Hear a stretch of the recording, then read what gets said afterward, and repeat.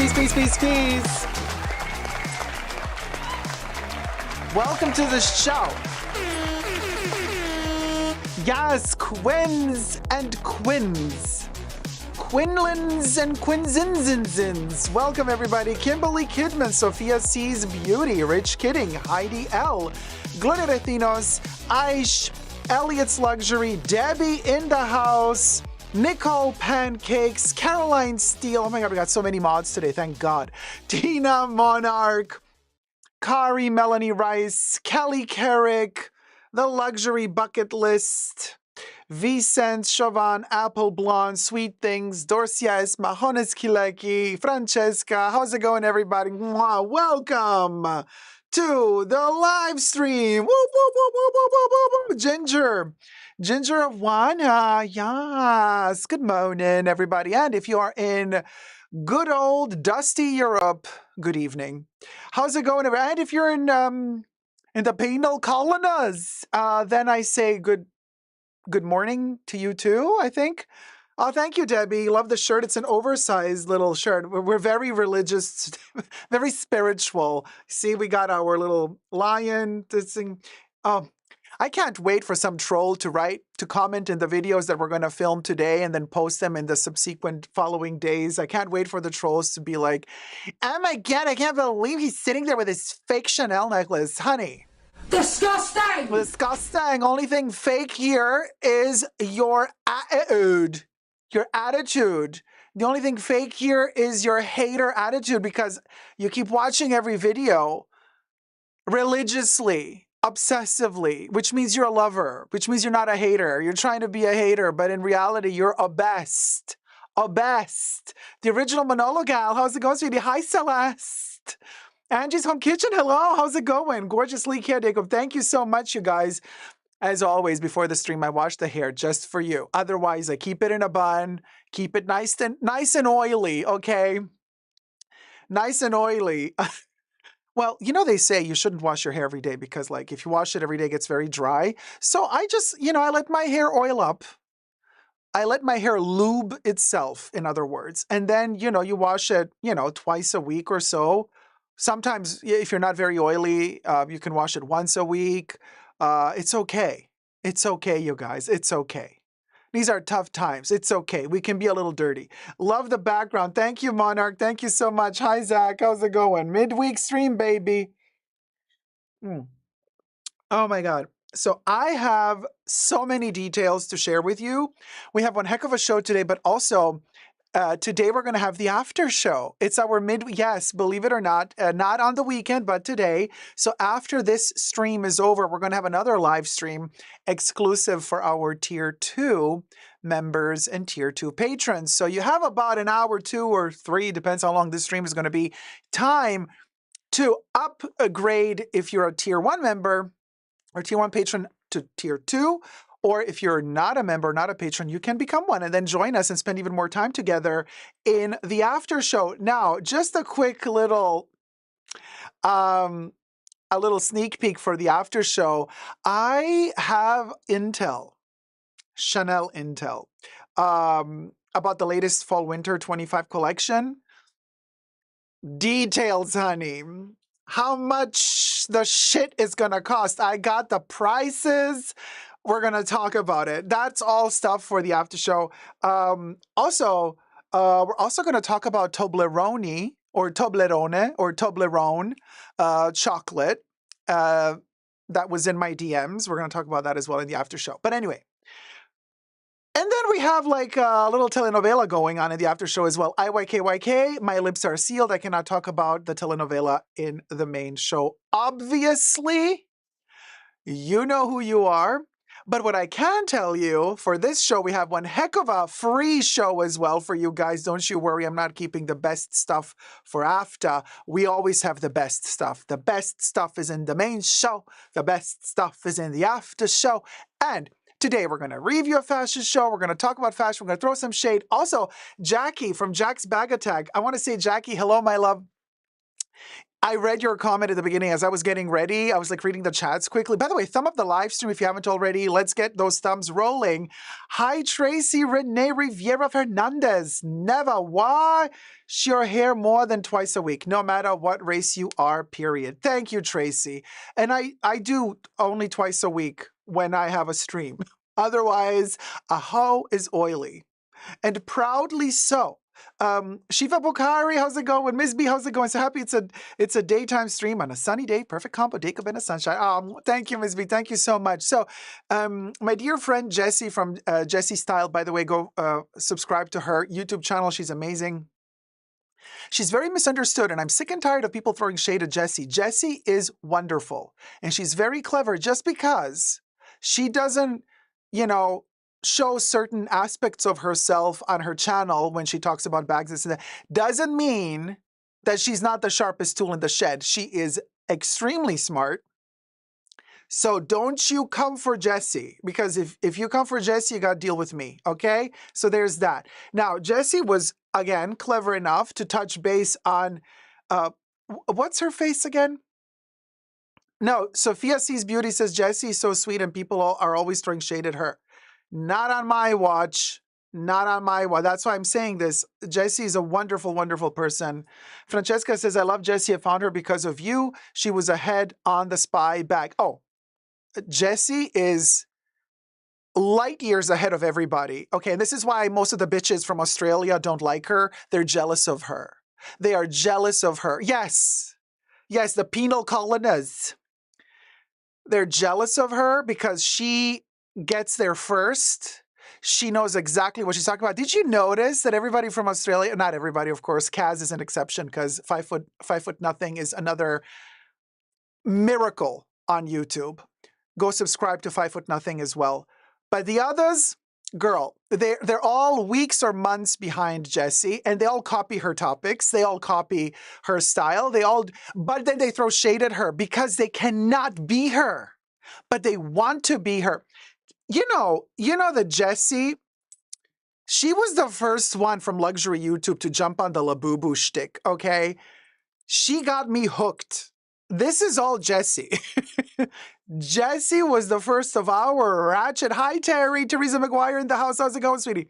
Jessie was the first one from our ratchet luxury YouTube community to actually jump on the Labubus. And I was like, looking at them, and she's like, Dacob, these are amazing. I'm like, do I need another addiction? Do I need another addiction? And Jessie was like, yes, you do. And then she got me hooked on the Labubus. So, oh, by the way, I added, hello. My Labubu has a little tiny Chanel charm on it. Isn't that cute? Yes, because you're a princess. A princess. A princess. So cute. Anyway, okay. Labubu aside, though, oh, honey, look, so, and I know you're watching. You're not commenting, but I know you're watching. I know, and you know who you are. So I'm letting you know, you watching that never comments, I know what you're doing to Jessie. I know. Okay? Yeah. And guess what? Karma is a bitch. And it will bite you right in the butt over and over and over again. So there's that. And as for Jessie, so she was on top of her game. She was the first one to post about, I don't even know the name of that woman. She looks like a surgical wonder to me. What's her name? Allegedly. Of course, everything I say in this live stream is for entertainment purposes only. Not rooted in truths or facts. Everything is alleged, just my opinion. Yes, Heidi, the Lydia woman. And Jessie made a video. And she's like, oh, Lydia is selling all her stuff. I watched in my lifetime one video from this woman, and that was when her boyfriend, who seems like he's more into boys than girls, but allegedly was making pizza with her in their new bought home. And I was like, oh my God, this is so boring. Oh my God, this is so boring. They spent like an hour doing pizza and in there and showing off the rich house and the rich car, whatever. And I'm like, oh my God, okay. So my eyes got herpes from watching and I was done. So this was like years ago. And then Jessie drops a video the other What happened? Who's blocked?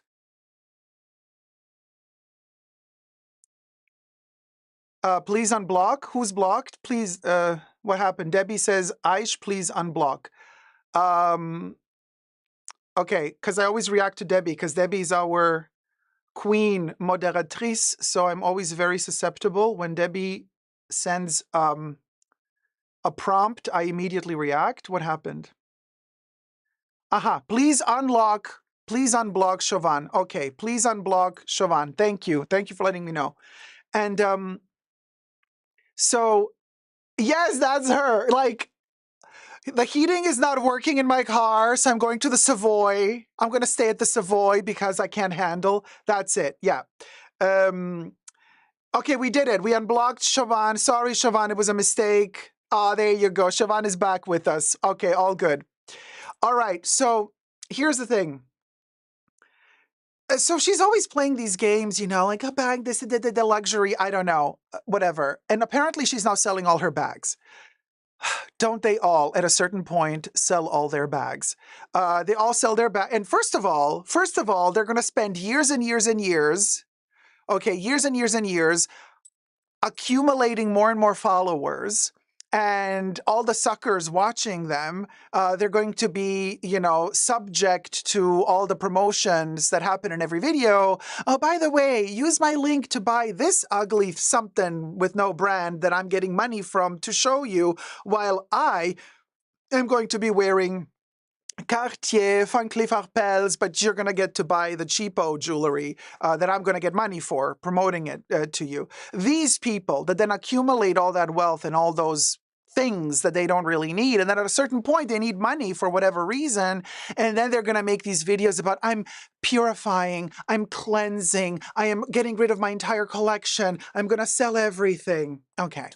And then they sell everything, and then you're sitting there like an idiot watching this bullshit unfold. And then these Oompa Loompas are, of course, going to start buying new stuff tomorrow. And then, you know, listen, fool me once, shame on you. Fool me twice, shame on me.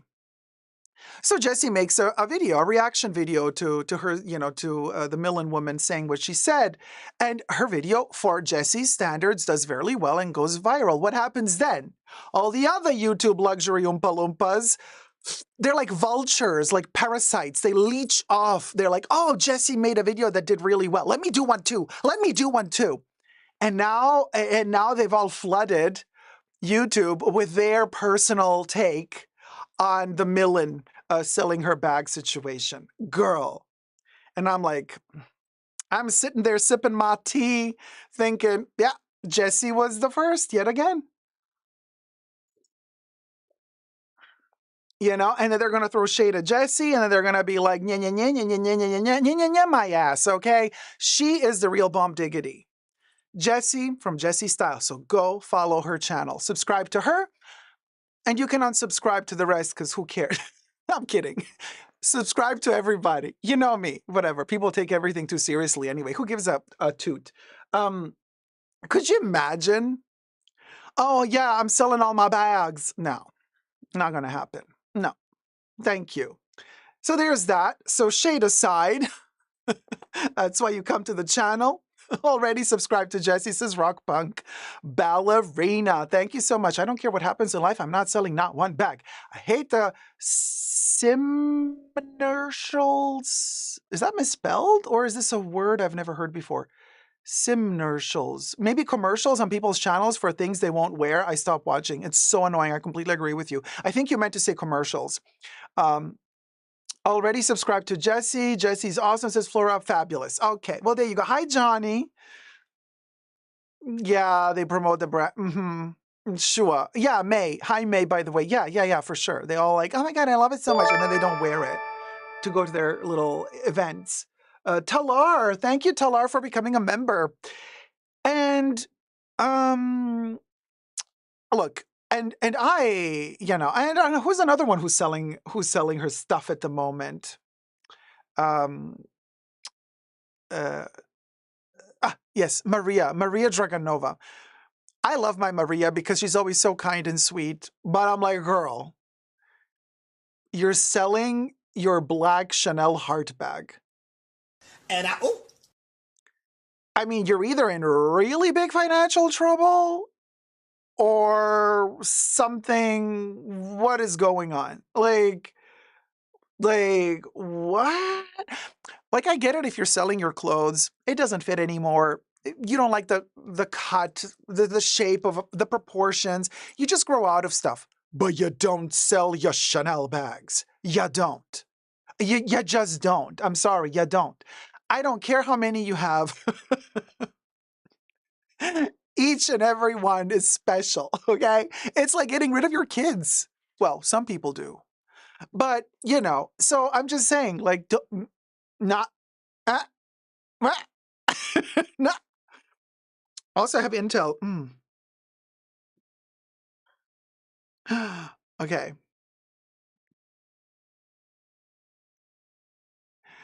Oh my God, have you thumbed up the live stream already? Yes, 71%. Oops, I'll do it now, 28%. The poll is complete with 105 votes. Fabulous. We're going to do these polls more often when I begin the live stream, because I think this really works to remind people to thumb up the live stream. I just have to start the poll a little bit earlier. I started it too late today, but thank you so much. Debbie, and that was not my idea. I can tell you I stole this idea from Midas Touch, by the way.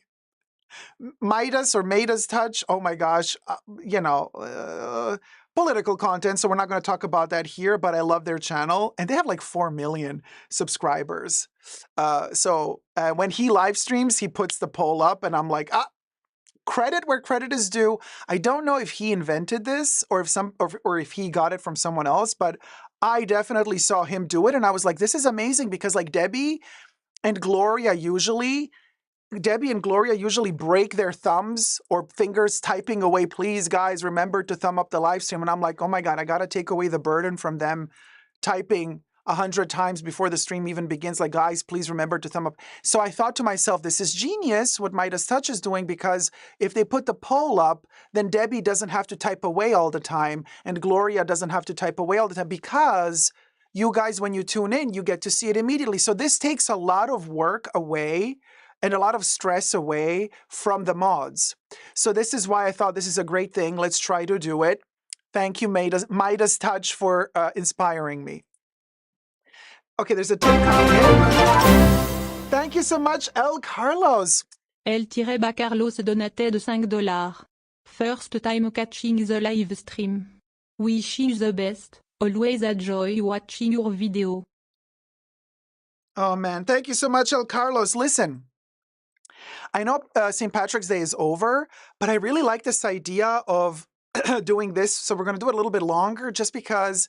So all of the tips that arrive, they're all like good luck charms. I write down your name, El Carlos, right here on this golden token. And then I'm going to put it in here. And then, of course, I have now the marker all over my finger. At the end of the show, if you're still watching, we're going to pull one out, and one lucky coin gets to ask Mr. Predicto a question about the future. So that's a kind of a magic ball that speaks. So the one person that we pull out at the end of the show gets to ask a question to Predicto. You know, whatever question you want, as long as the answer is like yes or no. You know, like a yes or no question. Oh, happy Father's Day to all the Spaniards. Rosanna Mateyer has become a member. Thank you so much, Rosanna. Thank you, sweetie. So, hold on. I'm also getting, ooh. Oh, Terrie, my love, thank you. Terrie's so kind. You really didn't have to, Terrie. I'm always telling her not, because she, man, so sweet. Because I know we're all going through trouble at the moment, so thank you guys so much, but it is also thanks to your tips and support that you don't have to sit here, listen to me blabber on for 10 minutes about some sponsorship that nobody wants to see. So you are my sponsors. Thank you guys so much. Let me add Terrie to the... There you go. Terrie, Terrie got her coin. We're going to put Terrie in the shrine. Oh, Kenny as well, of course. Terrie Kegir donated $5. From Kenny. Thank you, Kenny. All right, adding Kenny as well. This is Terrie's hubby. We're adding Kenny to the shrine as well. Oh, wait, look. Ooh, gorgeous. Yes. So, yes, it is correct, Debbie. Buen Dia de los Padres, or El Dia del Padre, because you got one dad. I don't know. Some people have two dads, so maybe de los Padres is also okay. Hold on a second.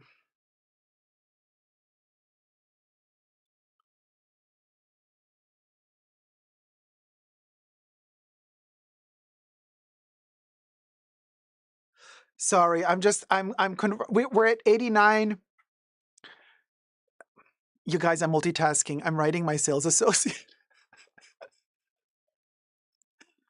I have Chanel on the line, okay? Chanel! I got Chanel on this side. I got you there. And then we got my co-host, the Birkin, on the other side. Oh, hello. You still think I'm Paul? Bitch. Butter. Thank you. My Birkin always tells me I'm too paw for it. No, because I'm not so sure about a certain colorway of something. And I'm like asking like, okay, is this color better than that color? I don't know.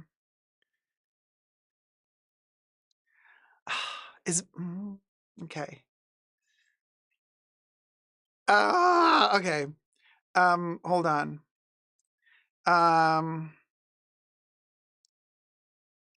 Yeah. Anywho, so what you looking at Chanel? Gloria, maybe I'll tell you in the after show what I'm looking at Chanel, but it's cute. And if you've watched the other after show from last week, I think we mentioned it a little bit because we were going into detail about certain stuff from the fall winter 25 collection. Hi, KDF, how's it going? So Natadita, how's it going? How much for that red glass ball from the last collection?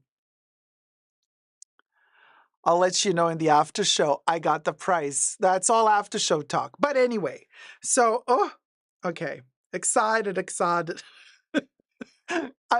Okay, we are 89 subscribers away from 74,000 subscribers on the main channel. Yes, believe it or not, we are almost at 74K subbies. Keep subscribing, you guys. Let's try to get to 100K. Maybe even this year.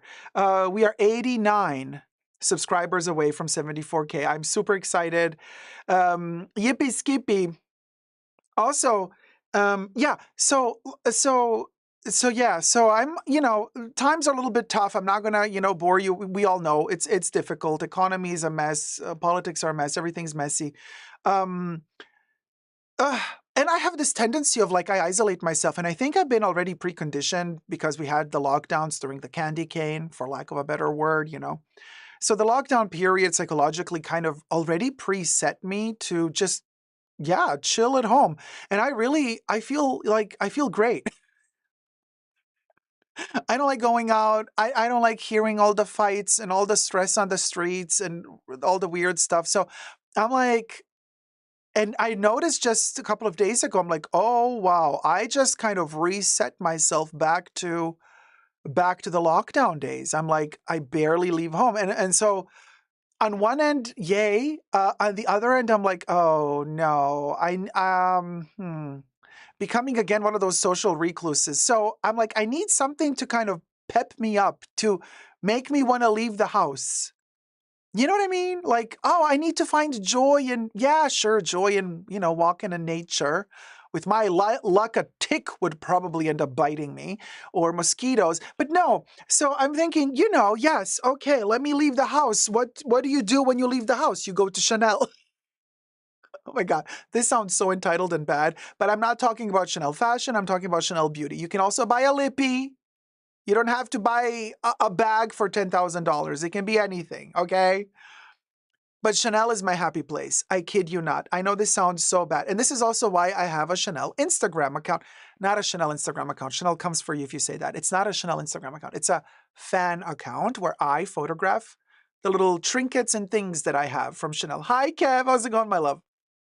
And then hi Kuma, how's it going? Hi Gummy, hi Smurfette. Oh, so many new people. Hi Marina. Kuma says, I'm a homebody for real. I don't know how I am married. Yeah, no, I mean, total homebody, but I get excited if I go to Chanel or if I go like to buy a new toy. If I have an idea that I'm going to go toy hunting, oh, I'm totally into Street Sharks at the moment. It's a 90s cartoon that Mattel brought back as a toy, but more about that on my totally Dacob pop culture channel. So I'm going to be filming a video about the Street Sharks toys soon. So go subscribe to my pop culture channel as well called Totally Dacob. And while you're at it, you can subscribe to Essentially Dacob, my perfume channel as well. So where was I? Oh yeah, so Chanel. Okay, so and then can you believe somebody actually so rude, so rude. Somebody wrote me about Chanel, uh, left a comment under one of my videos, and I was like, how rude, very rude, very rude. What was it? Let me just check. I think I responded to them. Okay.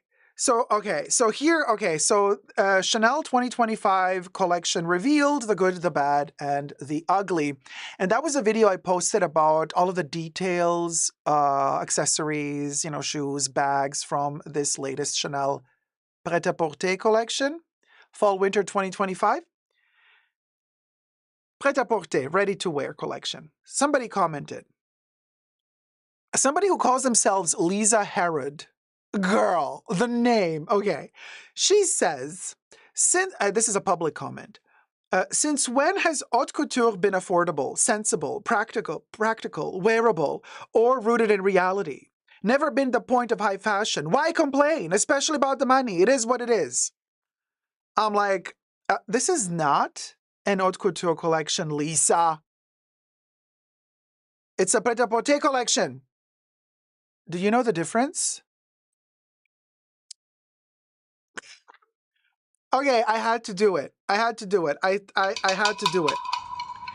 So I'm like, what? Like, what?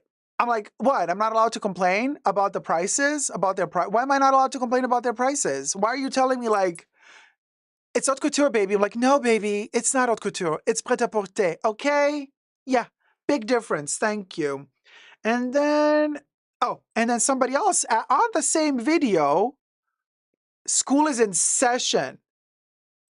In the same video, somebody throws shade at me and says, why are you even promoting brands like Chanel? The truth is out. Overpriced crap being produced via SLAVE labor. Almost everyone is over it. Highlight things that are truly of value in life.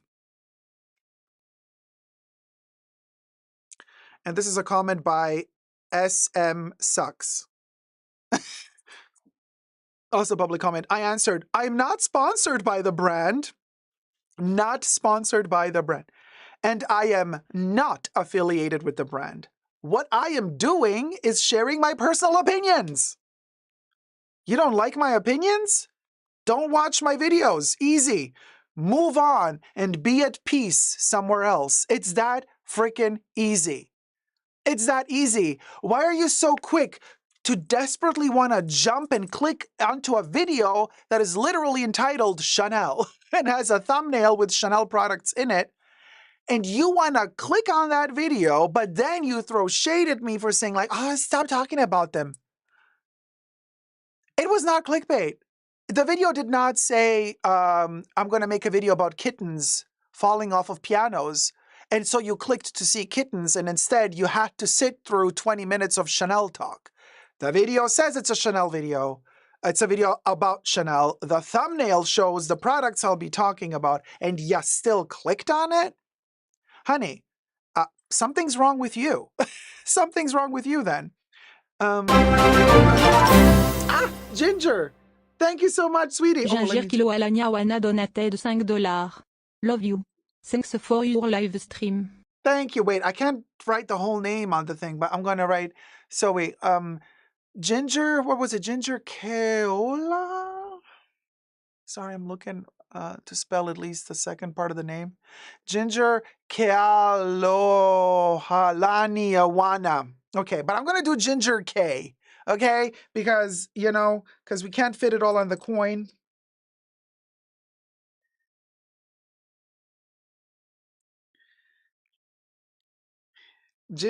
Gotcha. Ginger K.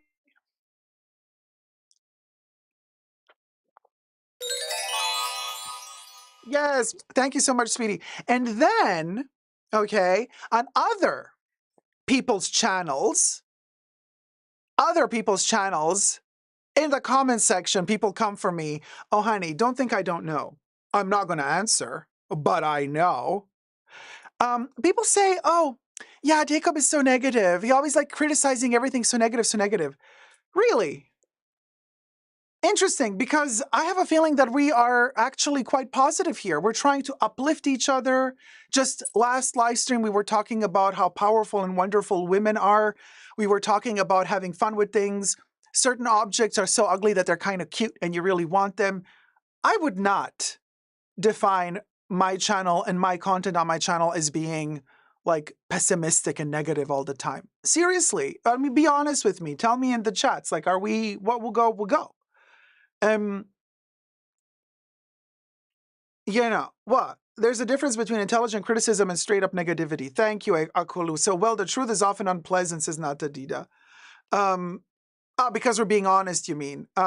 Yes, I love that live stream. I love the feminine energy you spoke about. Thank you guys so much. No, because honestly, like, I don't think these people really watch my content if they think that I'm like kind of this, negative thing. I think some of these people are unwell, looking for something to complain about. Sophia sees beauty. I think you are right in many respects. And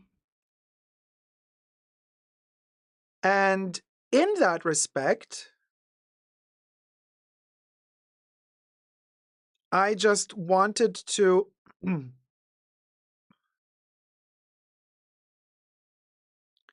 share with you a letter that I got, an email. And I will, this person has allowed me to share this with you.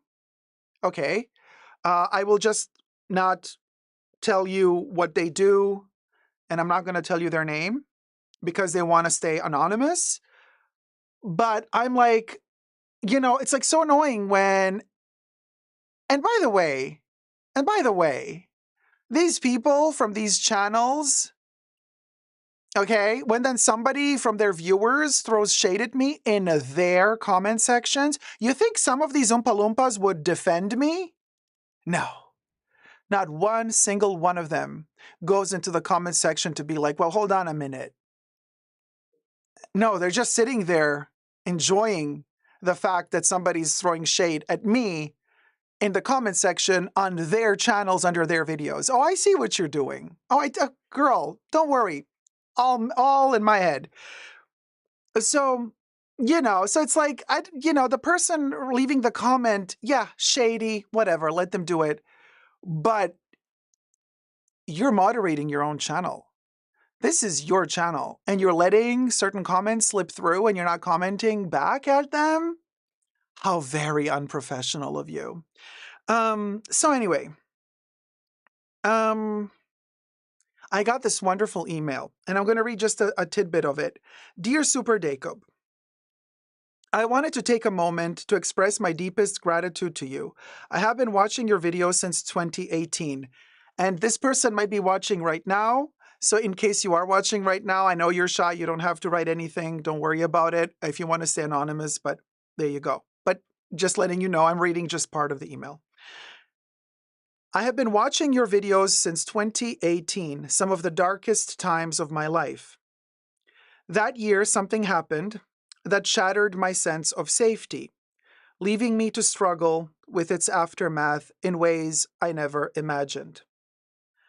The toll it took on my health, both physical and mental, was overwhelming, and I often felt like I was drowning in something I couldn't escape. But then I found your channel. I was studying, and I'm not going to say what because I don't want to identify the person. I was studying something in high school during that time, but I had never really paid attention to fashion. Through your passion for art, couture, and history, I discovered an entirely new world, one that gave me something beautiful to hold on to. I fell in love with the stories you told about Coco Chanel, which even led me to buy Justine Picardie's biography on Chanel. You made me see art and fashion not just as aesthetics, but as something deeply human, full of stories, resilience, and meaning. Before and during the start of the lockdowns, I can't say the other word, I was bedbound for half a year, battling health issues that stemmed from the traumatic shock and caught up with me years later. I'm omitting certain details here for safety reasons. This is my addition to the text, right? It was a painful and isolating time, but your live streams helped me push through it. I remember laughing so much during your analysis of other fashion YouTubers that it almost hurt, but in the best way possible. You gave me something to look forward to, a reason to hold on. You helped me heal. You helped me graduate later that year. And ultimately, you helped me find a job in my field where I have now been working for over 4 years. But the reason I'm writing you now is because your love for fashion and art planted a seed in me that has grown into something incredible. I started writing a book. Now, I don't want to reveal anything about the book because, I have intel here about the book, and this is amazing. The book sounds incredible, by the way. And so I'm going to jump through. I'm not going to tell you anything about the book because obviously top secret. But then it goes on and saying, I am now working hard to have the first book published so people get to understand what it means to survive something like that, while at the same time immersing themselves in a complex mystery.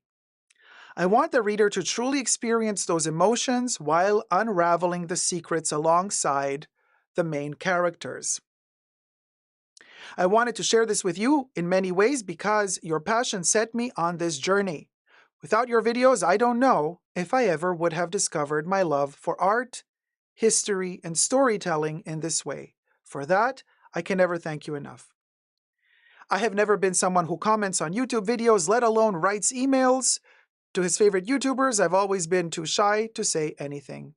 In fact, I think I've only ever commented once on one of your live streams, but even though I may be silent, I've been here, supporting you in my own way, at the very least through a membership, because it's the least I can do for someone who has given me so much. Oh man, thank you. I don't mind you sharing this story to your audience, as I think it could help inspire other people struggling with any type of health or physical problems.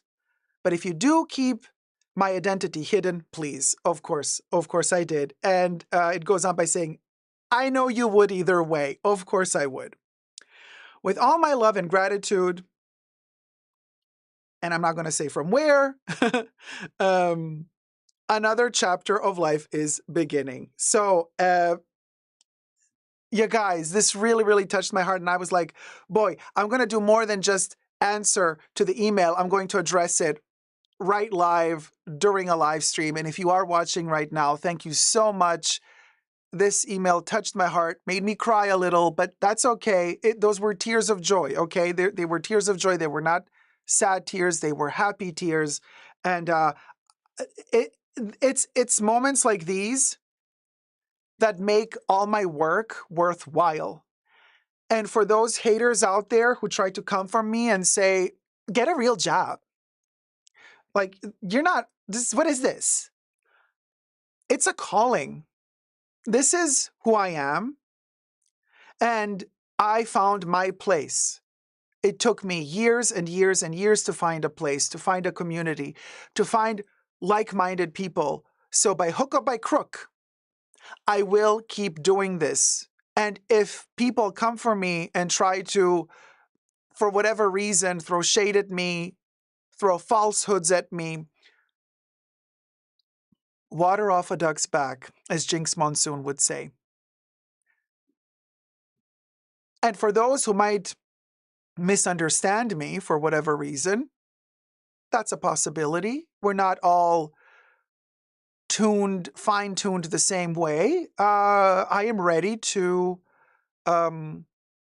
clear up a misunderstanding. If you're humble enough to say, I think misunderstood you. This sounds like this to me. And then I'll tell you, well, yeah, either that's correct or no, you misunderstood me. This is what I meant. And then we can keep the conversation going. But just coming at me with these accusations that are completely false, no. Doesn't work on me, honey. Just makes me stronger, actually. Nay says, I cried a little too, girl. Kelly Carrick says, that is a gorgeous letter, and Dacob is a fun person. Doreen Policarpio says, I'm quite new here, Dacob. Where can we email or send letters to you? Thank you, Doreen. You can email me at superdacob, all spelled together, superdacob@gmail.com. Terrie says, you saved my life too and helped us save our marriage. You are an incredible friend and are an incredible human being. Thank you, Terrie, so much. Thank you, guys. So, Nay says, you are like part historian, part archivist, part healer, and transmitter of ideas. People that say real job are so gross. I know, they're disgusting. Whatever, let them be miserable in their mother's moldy attics or basements. Corinne C says, I hate when people say that. People have told me that as well. I just feel they don't see the value in our dreams, but we do. That's the point. And dreams do come true, you guys. They really do. Just got to work at it. Nay says, for real, Dacob, I struggle with extreme mental health issues and physical health issues. I always feel like I belong somewhere when I'm here with you guys. Oh, Nay, thank you. Akulu says, goes to show you never know who is watching and who you touch, whose heart you touch. True. You never know until you know. And when you know, it just fills your heart up and it makes you feel like all this struggle, blood, sweat, and tears was worth it. Inga T says, thank you for inspiring us, Dacob. I think I've also become more inspired by fashion because of your videos. I'm currently creating a fashion-related app. So I'm especially grateful to you. That sounds amazing.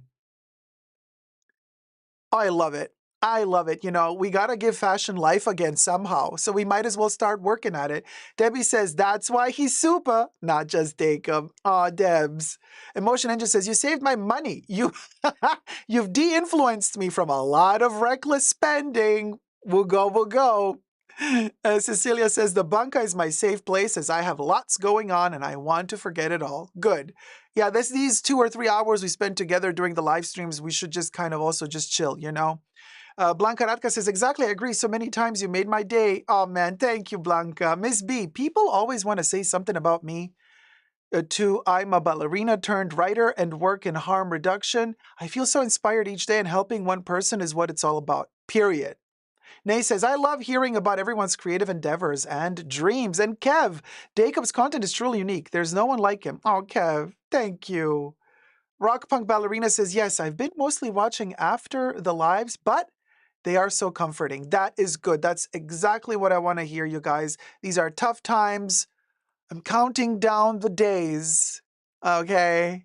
We got a little bit less than 4 years to go. So, and with every day that passes, I'm like, we made it. Akulu says, I relate so hard to your comment, Dacob, about searching for my tribe. Currently working on that, and it's a journey. I consider Fashion Bunker one of my communities. Thank you. Good. I'm so glad to hear that. Gloria says, yes, Debbie, he's our cult leader. Oh, Dacob, it's a tribute to what you have built with your love and kindness. Thank you, Gloria. Ginger Wana, hey y'all, thumb up the video. Yes, thank you. Heidi, your live streams are the highlight of my week. I'm always so excited when I know I can join one. Oh, Heidi, thank you. Thank you. Hi, Carissa K. Hi, Nicolette. Hi, Carissa K. Late, but happy Talar Wednesday. donatait de $15. Thank you, Talar. Hey, I wanted to thank you. You inspired me to start my own YouTube channel for fashion and sewing to share my passion. Love you, Dacob. Hold on, let me write that. Thank you so much, Talar. Wait, there you go on the coin. Ooh, does it show? There you go. And don't forget, you guys, at the end of the stream, we're going to pull one out. And then if your name is on the coin and you're still in the chat, you get to ask Mr. Predicto a question. Inga says, sounds like we need a chat to post our creative endeavors. Many creatives here. Oh, Smurfette, thank you. Smurfette74 donatait de $5. Love you, Dacob. F the haters. Wait, did Bubbles cut off, Smurfette?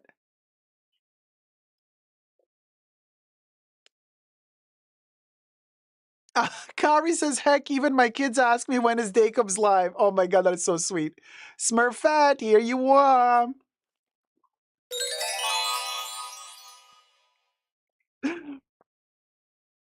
Kev says, a group of ferrets is a business. Awake wake, baby. Celeste says, I hate when my boyfriend calls me in the middle of your live. Ugh, the boyfriends need a memo. They need a memo. There's something in Dacob's voice that's so calming, says Doreen. Oh, thank you. Sounds like we need a chat. Oh, sorry, I read that one already. Starting the kids off, right? Julia says, I'm late, but love your hair. Oh, thank you. Thank you. Yes, I'm kind of, it's all to one side, and I'm trying to twirl it so it doesn't go into my face. We're working on it. And husbands too, Kari, right? NJ Creates, how's it going? Dacob, I started my perfume journey years ago after being inspired by your Exclusives collection video and awesome Poison video where you review the entire range. So thank you for the inspiration, XOXO. Thank you so much, NJ Creates. Poison is such a beautiful perfume, especially the vintage formulation. Nay says, LOL, I make my boyfriend watch and he pretends he's doing something else, but he's invested. IYKYK, and you know that the after show goes even more into, I mean, it's like a reality TV show, the after show. IYKYK, and I hope we're going to get an update today. And hi, Ollie. Oh, Miss B just sent a tip. Hold on, let me make a coin for Miss B. Miss B donated de $15. Thank you for reminding us of the beautiful moment in life and inspiring us all. Oh, thank you so much, Miss B. A cling, a cling. The sound came a bit later, but the coin is in. That's what matters. Ollie says, hi, Dacob and Familia. Hope to join the after show. Lydia. See ya, Lydia. Caroline Steele says, it's just lucky getting a live stream in UK time zone today. Great. Yeah, no, it's a good timing today for the UK as well. You are 8 hours. No, you might be 7 hours ahead. Because we just switched the time here, but you guys didn't switch the time yet. So it's a bit confusing at the moment. I think the UK is 7 hours ahead and continental Europe is 8 hours ahead at the moment. After show got the just, baby. Yeah. Yes. Oh, Sophia sees beauty. Welcome to tier 2, honey. You're gearing up for the after show, I see. So let's do a topic. Because thank you, Sophia. Thank you for becoming a tier 2 member. And I have quite a few topics, and I've been blabbering on for an hour. Cha. Okay. Okay, let's do the end of luxury. Okay, wait, hold on. There's a new era starting. Oh, this is interesting. Let me just touch up my makeup because I've been oily. Hi, Divana Budget. Hello, handsome. Aw. Alina Poe. Hello, Dacob and Bunka Fam. Yay, made it. Hey, how's it going? Caroline, yeah, you should be 8 hours ahead, but the US just set the time up for springtime, and I think the UK does it a little bit later. So usually UK is 8 hours ahead, but currently it might be 7 hours. I'm not so sure though. It's very confusing. You know what I'm saying? Because, yeah, there you go. Thank you, Julia, Christina, the daylight saving times. Caroline says we change on the 31st of March. So UK and Europe change on the 31st of March. America already changed, right? So currently we have less of a time difference than we usually do. Yeah, usually we have 8 hours to UK, 9 hours to France, but currently it's 7 and 8 hours. 150 likes. There's over 200 people watching, you guys. I almost have no more powder left. We're going to have to, yeah, we're going to have to open a new one.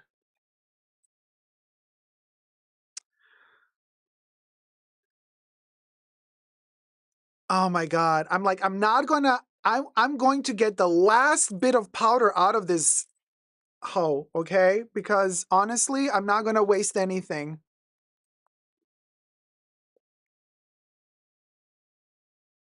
So I'm using, this is the powder I always use, you guys, Natural Finish Loose Powder. This is such a wonderful, wonderful loose powder. Love it.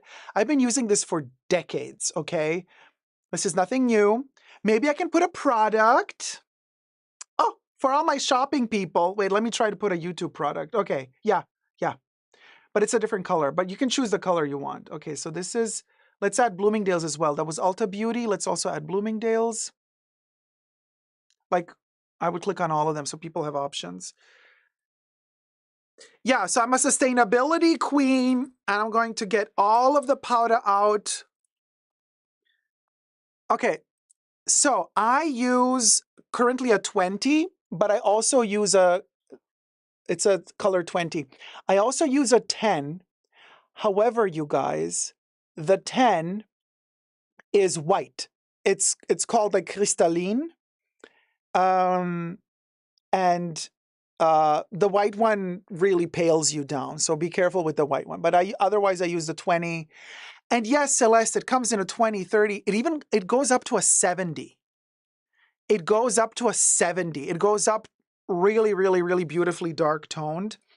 Good that Chanel is finally also adding more beautifully darker toned skin tones as well. Deeper skin tones. Let it Lucha, how's it going? Hi, Dacob, just sent a tip, but not sure you got it. Can you check? Yeah, we're prepping for a video, but let's play the tip. Because Let It Lucha just sent it. Thank you so much, Let It Lucha. We were just prepping for a video, so I took this down. Les se donated de $10. Happy to catch you. Good morning and thank you for your quality and light feel de présence amidst this crazy time. Oh, thank you so much, Let It Lucha. Or Lucy. There you are. We're going to put you in our oligarchy. As Bernie Sanders was, oligarchy. The oligarchy, the fashion bunker, oligarchy. Everybody, the oligarchy is in here.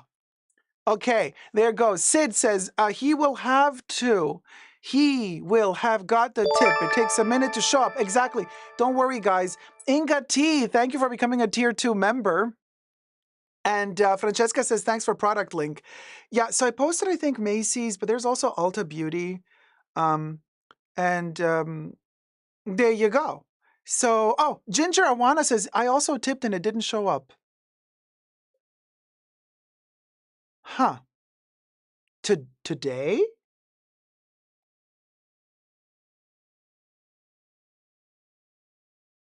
No, wait, Ginger, I think, Ginger, no, it did show up. What are you talking about? I have your coin right in here.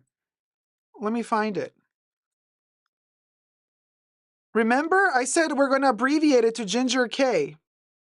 Look, Ginger, there you are. Wow. It did show up and we did play it. There you go. See? Ginger. Did you go make a tea or a coffee while your tip was playing? Yeah, you were probably like in the loo or something. Don't worry, we got you. Chat with that. Okay. So, all right, let's do the topic. So, what was the topic I said we were going to do first? The end of luxury. Yeah. Stock market.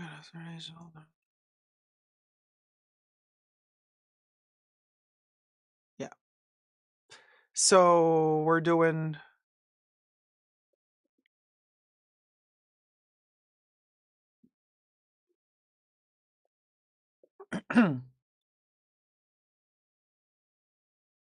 The end of luxury. Have we spoken about this like a gazillion times already? Yes. But you know what? Since there's more and more happening to prove the point, it just gets juicier and juicier. It's like one of those telenovelas or, soap operas that from the 80s or 90s. And they have like 20 seasons and then 70, 100 episodes in, like, the storyline is still basically, it was the same day, just half an hour later. It's like 100 episodes in, and basically we haven't flushed it yet. Days of our lives, Jackie, exactly. So anyway, so here's the thing. Now, as maybe some of you who do follow the economical and political situation of the world might have noticed already, in 2025, the stock markets are not doing so well. So people are going a little bit crazy. The brands are worried. Of course, we're worried, but you know what I mean? And here's the thing. Now, we have been talking about aspirational clients and aspirational potential buyers of luxury goods for quite a time now, to the point where I even made merch with like aspirational on it. Love that little design, by the way. Go check it out in my shop. But here's the thing. The brands, during most of the lockdown and thereafter, when they were upping their prices more and more and people were not traveling because they were locked down because of the C word, which we cannot say, they had a little bit extra cash to spend. The stimulus checks were arriving, but also people were not traveling on holidays. They were all at home. So you could, order online. A little Louis Vuitton here, a little Chanel sunglasses, perfume there, a little Hermes billfold wallet here, tie here, a little, Hermes perfume there, a little Dior bag here, a little Dior perfume there, and money kept rolling. And all of these brands were not all of them, but most of them were like, ooh, greedy. Let's up the prices more and more and more. Then when the lockdown stopped, the stimulus check stopped. Also, the brands were upping their prices, but they were not really upping their quality. And people started complaining, like, wait, why am I paying now like double the price for a Chanel bag when the quality is no longer there, allegedly, and everything I say in this video is for entertainment purposes only, not rooted in truths or facts. Everything's alleged and just my opinion. By the way, subscribe. We're almost at 100K subbies. Thank you so much.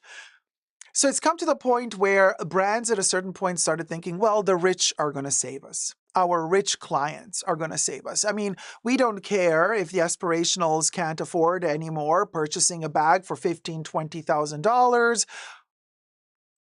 The rich are going to save us. So what? Okay, so we're not going to sell 10 bags, but we're going to up the price of the bag so much that we only need to sell 1 or 2, and that's going to cover up the cost had we sold 10 for a lower cost. So that's what they started thinking, except nobody expected what was going to happen in 2025. Nobody expected the instability of certain people playing certain games with the stock market. Nobody expected the cuckoo-ness of tariffs, okay? Nobody expected that. And now what happened? Now the prices are going to go even more up because of the tariffs, and the stocks are plummeting.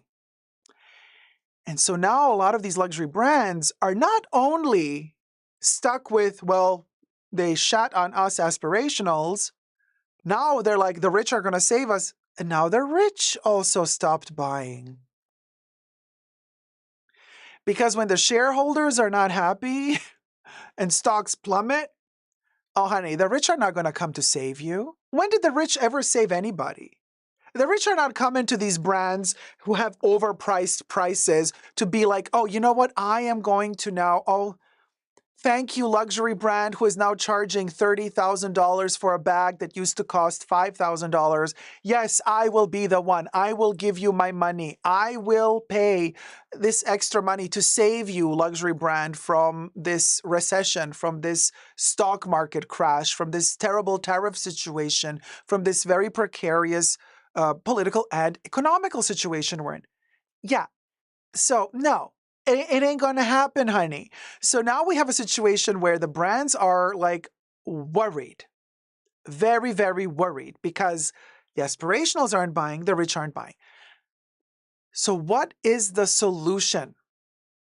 How are the brands now working towards, let me find a way to survive the sitch? Now, for the very, very, very, very rich brands out there, like multi-billion, either publicly traded or privately owned companies that have huge billion-dollar revenues, they can withstand this economical crisis, actually the plural of crises, for much longer than the mere mortals can, okay? So, I'm talking, at least a decade or so. So they are pokering a little bit and hoping that, by the time this economical situation and the countdown to the 4 years being over ends, they plan that they're still going to survive. And then there's going to be a new boom of economy and people are going to be happy and are going to start spending more. And it doesn't matter if a bag costs $30,000 4 years from now. People will be buying it because they're going to be more secure. You see, here's where I think not every brand is thinking in that direction. And this is why I think we've had situations such as, looking at ya, LVMH, Louis Vuitton. What did Louis Vuitton do? After decades and decades and decades of snobbing the beauty industry, they're like, we're going to launch a makeup range now. I'm like, oh, how interesting. Now you're going to launch a makeup range.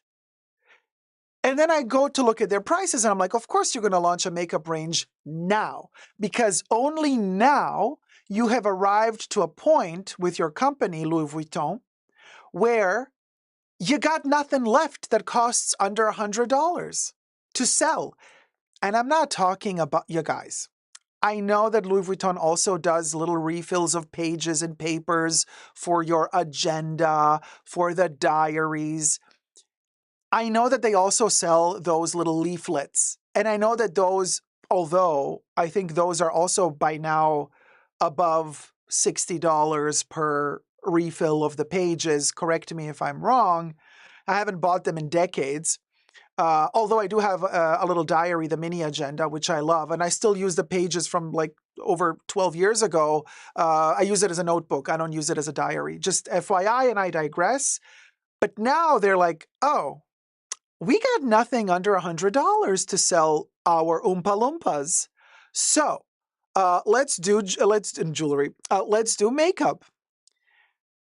But I know they're greedy. They're going to try to up the prices of their makeup. Like, you know Louis Vuitton. You know they're going to try to peddle you to buy a container for the lippy in monogram canvas with a bit of leather on it, and they're going to try to sell that to you for $800 together with the lippy. You know what I mean? And of course, the lippy's probably going to have a refill. The refill is going to cost less than $100, but the lippy is going to be around about $100. And then you're going to have like smaller makeup items that are going to be in that range, $60 to $100. I'm like, okay. So that's how they want to get the aspirational client, because they've noticed that in these darker and more difficult economical times, fashion doesn't sell as much, luxury fashion doesn't sell as much. So, but makeup does. Beauty does.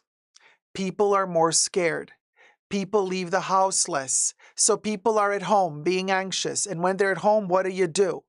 Treat yourself a little. Oh, today it's the weekend. I'm not going to go out. It's too expensive to go out. It's too expensive to go to a restaurant. I was just at Burger King the other day for 2 burgers and fries, $50. Girl. And it was a drive-through. I didn't even sit inside. So at a certain point, you're like, okay, so I'm going to treat myself. Little spa day on the weekend. On a Sunday, I'm going to do a special cleanser for my face, which I'm going to buy from Dior. Then I'm going to do a little mask. And then I'm going to do a little extra serum. And then I'm going to do exfoliation. Then I'm going to do an extra, you know what I mean? Like, and I think the brands are thinking people are going to be more isolated these next years, and people are going to be more alone and probably not going out too much. So let's focus on giving them a product that is going to give us money, but is still going to give a flavor of luxury to the consumer that at this point is aspirational. I mean, even the rich are aspirational at this point, because ain't nobody spending that big coin. I mean, just this last Chanel runway, fall winter 2025. I mean, some of the pieces on that runway, I was asking for prices. A simple white silk shirt. Yeah, it has a bit of ruffle, but there's no sequin attached to it. There's no paillettes or sequins. There's no feathers. There's no intarsia. There is no metal golden threads through it. It is a white silk shirt. And then they want to charge you more than $10,000 for it. This is not haute couture. This is prêt-à-porter. Big difference. And I'm like, okay, so who's going to buy that in 2025? Who is going to buy that in 2025? And you can't just buy a shirt. You got to buy the dress. I mean, the pants or the bottom part that goes with the shirt. You got to buy the necklace. You got to buy the hair accessory. You got to buy the pants and the shoes. You got to buy the bag. I mean, so we're talking luxury pret-a-porter brands for a total look charging you like what, 50, 60, 70K for one total look in 2025, where we don't even know if the government is even going to want to renew our passports at this point, but we go. We're going to spend. You see what I mean? A lot of these brands are so out of touch, but they know that after all is said and done, their only true saving grace is their beauty department. And this is why I believe a lot of them are going to pedal and push as much as they can that beauty department to try to save a buck, to try to make revenues, to try to, and of course, in the process, while we're having this situation with the stock market plummeting, first thing they're going to do, they're going to start firing a ton of people. And we've already seen it beginning at the end of last year. And they're going to keep firing more and more people. They're going to reduce. For us consumers, is this a good thing long term? I believe it is. I am super sad that people are losing their jobs. But if they reduce production, not just sales associates, but if they shrink production, and if they stop overproducing, and if they maybe also cut the amount of collections that they show every year, maybe, just maybe, they're going to have finally a chance and the time necessary to invest in better quality. Because if you shrink your production and you don't do 10 collections a year, but you do only 4 or 5 instead of 10, maybe then us consumers are finally going to see a better quality come out of what used to be a travesty. So, Debbie says one would think. By the way, thumb up the video, and I live stream several times on my main channel here. Subscribe to my channel so you get to partake in the chats. And Debbie just commented, she's like, one would think they would do something better. Sophia Sees Beauty says, you are 100% right. Dacob. Grant Ramirez says, I really wonder if the people in charge right now are making the stock market go low so that rich people can buy in and make lots of money when it goes back up. This is definitely a possibility. This has been done in the past. History has a sneaky tendency of repeating itself. This is nothing new. To manipulators of the stock market, how legal is it though? That's a question for maybe a lawyer, because I ain't no lawyer. So, but we know, as Bernie would say, the oligarchy, there are oligarchs amongst us. He wouldn't say amongst, but I wanted it to sound more bougie. So anyway, there you go. Let me know your thoughts and prayers down below, because, here's the thing. At the end of the day, when you love cute things, you love cute things. You're going to find a way to buy it. So we as consumers, we are the sucker that is always going to fall for a cute little thing. Definitely. I'm not free from it either. I always fall for a cute little thing, be it a tiny cute little like Chanel little compact mirror in ballerina pink, or be it, a Labubu. I'm the sucker. Thank you guys so much for watching. Subscribe and thumb up the video. Let me know your thoughts down below. Love you loads. Never give up on love. Bye. So we'll go. Inga says, isn't brand slowly turning into luxury scams? Oh, yeah. Allegedly. But yeah, allegedly. To just get you to buy something expensive for once and you won't return for more because of low quality. Well, but that's on them. That's on them. That's on them, because it's a pity, because if they sold you good quality, people would return. When I see good quality, I return. Patricia says, in Monaco, the Zara store is massive and it's 1 minute from the small Dior store. Billionaires aren't just buying designer. I agree. Kev says, the short-sighted greed for growth don't care about consumers and they reap the seeds of despair they sowed. Case in point, Gucci. Don't even get me started with Gucci. And we see what Demna is going to do at Gucci, because we've already seen a collaboration between Gucci and Balenciaga. while Alessandro Michele was still the artistic director at Gucci. What had happened? He was approached by, well, Gucci and Balenciaga belong to Kering, so they did this kind of crossover. The Kering group was like, okay, let's try to, mix a little bit of Balenciaga with Gucci. So there was that capsule collection that came out between Gucci and Balenciaga. And I mean, only the tackiest of YouTube luxury content creators bought that trash. We don't even need to name any names. You know who you are. We'll go. So anyway, but who are we to judge? Please, the fashion world. I keep telling you guys, it is the most judgmental of all. This, what happens here in the show, this is Wicca. Wicca. This is innocence. Innocence compared to all the shit that goes down behind the scenes in the fashion world. I'm telling you. Oh, yeah. R.I.P. Gucci with Demna at the helm. I completely agree with you. Their stock plummeted as well when they announced, that the... Oh, my God. When they announced that the guy was going to... I have to talk to you about this. Speaking of Demna, Kev, did I send you this comment? I think I sent it to Kev. I know Debbie got it as well. Do I still have it or did I delete it? Let me check. Okay. Loving Dacob's facial expression is the best spill of tea. Oh, Patricia. Okay. Debbie, the crazy comment. Grant Ramirez. Grant, you're going to love this. Andrea Myers. How's it going, Andy? Okay, Grant. Okay, wait. Grant says, with LVMH owning Sephora in such a global presence, it seems almost like a conflict because there's so many vendors they work with already and they know what people want. Yeah.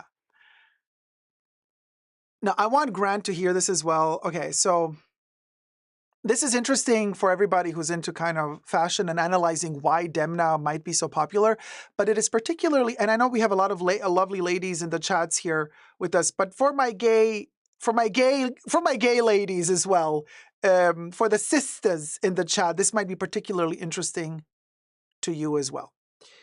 So somebody left a comment. And, but first let's do 5 Super Dacob memberships. Thank you so much, Inga T.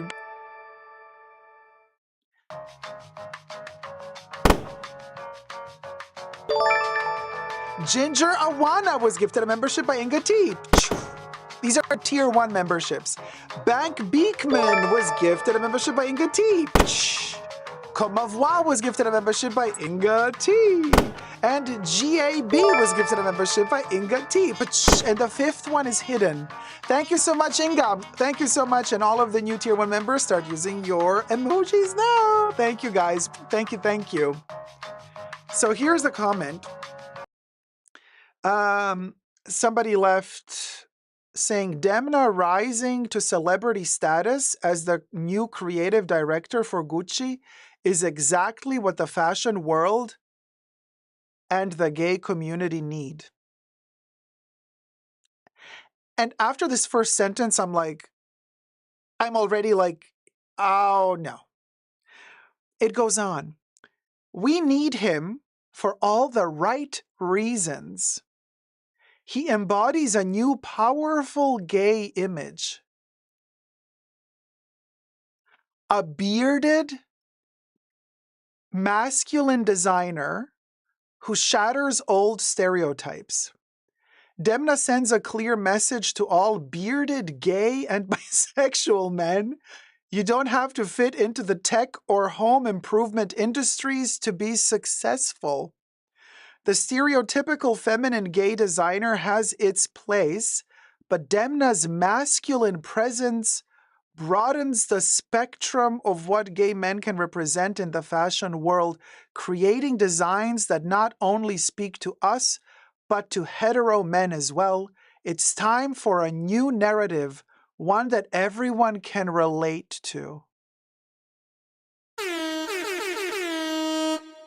Hi, Carlos. Carlos says, I'm gay, but no beard. No wonder I didn't like this. Anderson Martin says, LOL, WTF, Johnny Woo. Oh my God, what? I'm a bearded gay in heels and I'm effing wig. F off. Johnny lost.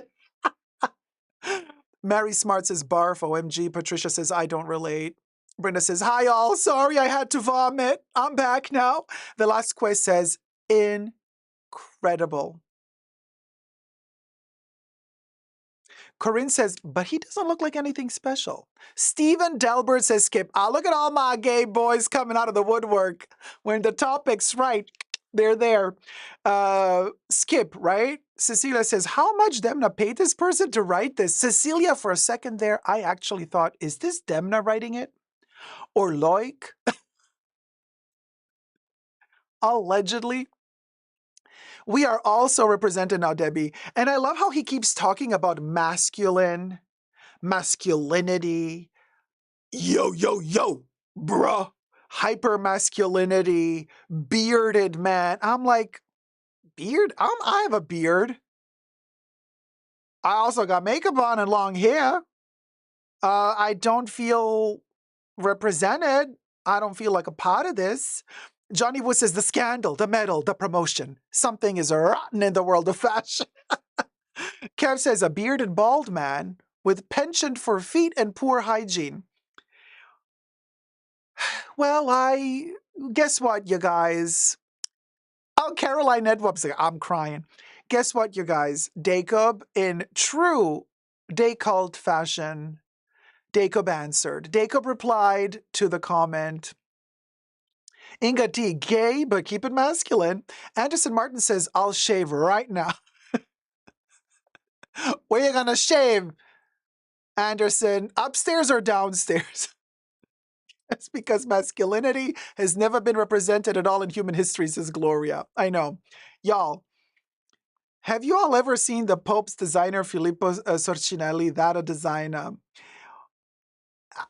You know, don't throw shade at the current Pope. I like the current Pope. He's been very supportive of the gay community, so I'm very glad for that. Anyway, I know you're not throwing shade, but I'm just saying, you guys, I think what the current Pope did for the gay community is amazing, at least in Italy, where people actually listen to him. Okay, so I answered to this individual. Nectarine, man, there you are, my love. We have after show today, Nectarine Man, and we cannot wait. Okay, so here's what I answered to the person. I said, quotes, I said, Demna, a powerful new bearded gay image? Question mark, exclamation mark, question mark. Demna is what the gay community needs? Question mark, exclamation mark, question mark. Demna, a bearded masculine designer? Question mark, exclamation mark, question mark. Laugh emoji, laugh emoji, laugh emoji. Man, thanks for the laughs. I snort laughed through your comment. And then I get serious. What the fashion world needs, in my opinion, is actual talent and morals. None of which I see or find at Balenciaga under Demna.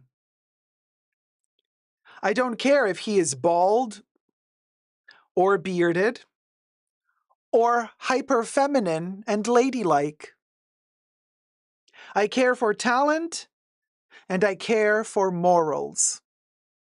Miss Thing lacks both, in my opinion. Good luck to Gucci, though. We'll go. Allegedly. So, there you go. There you go. Brenda says, very stupid comment, really. How can you answer that? That's how you answer that. Alina Post says, true words spoken and the shade. Do love it. Thank you. And I'm just reading you the comments that I can kind of read on YouTube. The comments that I'm not reading to you are the ones that we would get demonetized for if we read them. I mean, I have received the craziest comments this past week. And I do have a sneaky suspicion in the continuation of these upcoming 4 years, I think they're just going to get worse and worse. So brace yourselves. We're in for a bumpy ride. So there you go. Cuckoo for Cocoa Puffs, Debbie. Candles and Ashes, 100%. Armen, yeah, he watched too much like. Sasha Sanchez, how's it going? If the tacky shoe fits, we'll go. Michelle is like, go off, baby. Hi, Holly Grace. How's it going, sweetie? Oh my God, Holly. Indirectly, I mentioned, I didn't say the exact thing, Holly, but if you rewatch the show, you're going to get to the point. You'll know. You'll know the point when you get to the point. So anyway, Brenda says, people are ready to imagine ridiculous stuff just to justify Demna. That's the thing, Brenda. I, for the love of me, do not understand why he seems to navigate through these bumpy waters without ever getting a dent. They just keep peddling him. You know what? I think at this point, Kering is desperate and they're just like, let's put him, maybe he's going to save Gucci because he's been, doing Balenciaga. I'm like, he's not going to be good for Gucci, but whatever. Johnny Wu, we've been saying this for a while. He might know something. Anyway, speaking of knowing something, apparently the Moose knows something because the deal that he just got, wait, is this a video? If I make a video about Jacquemus, do you think it's going to get any clicks on YouTube? Nobody cares, right? Or should we just talk about it or should we film it? Let's film it. I'm never going to post it though. Whatever. Okay. Johnny Wu says, love you, Dacob, just came to life. Hi, Johnny. Alman says, honestly, I think we shouldn't blame Demna as much as fashion bloggers and celebs that continue to buy and review his stuff. Haute le mode, I Deserve Couture, Loic, Kim Kardashian. They are the villains. I love you, Armen. I love you. And I just read this, you guys, allegedly. Okay, I just read, don't shoot the messenger. Just because I read a comment doesn't mean that I agree with it. So I love you. Right? Film it, decide Lydia. Thank you. Holly says, I've heard conspiracy theories that they put Demna there as a way to see him out. Oh, Holly, that's a good theory. Anyway, okay. Just when you think we cannot sink any lower with certain designers out there designing little do. Now, all of a sudden, there you go. Somehow, I have a feeling certain designers have some dirt on companies and owners of certain companies because how do they keep getting through all the shitty navigating waters? It's beyond me. Well, anyway, the moose is loose again, ladies and gentlemen. Jacquemus, we're so sorry. You lost your appointment at Chanel. Well, they never really appointed you. But you was in the running, you was. So they said you was. But then I says to him, you're not going to get it, Jacquemus. Okay, go make your little dancing videolets with the little prepubescent kids on TikTok. Oh, God, I can't even. Anyway, so now he struck a deal with Air France.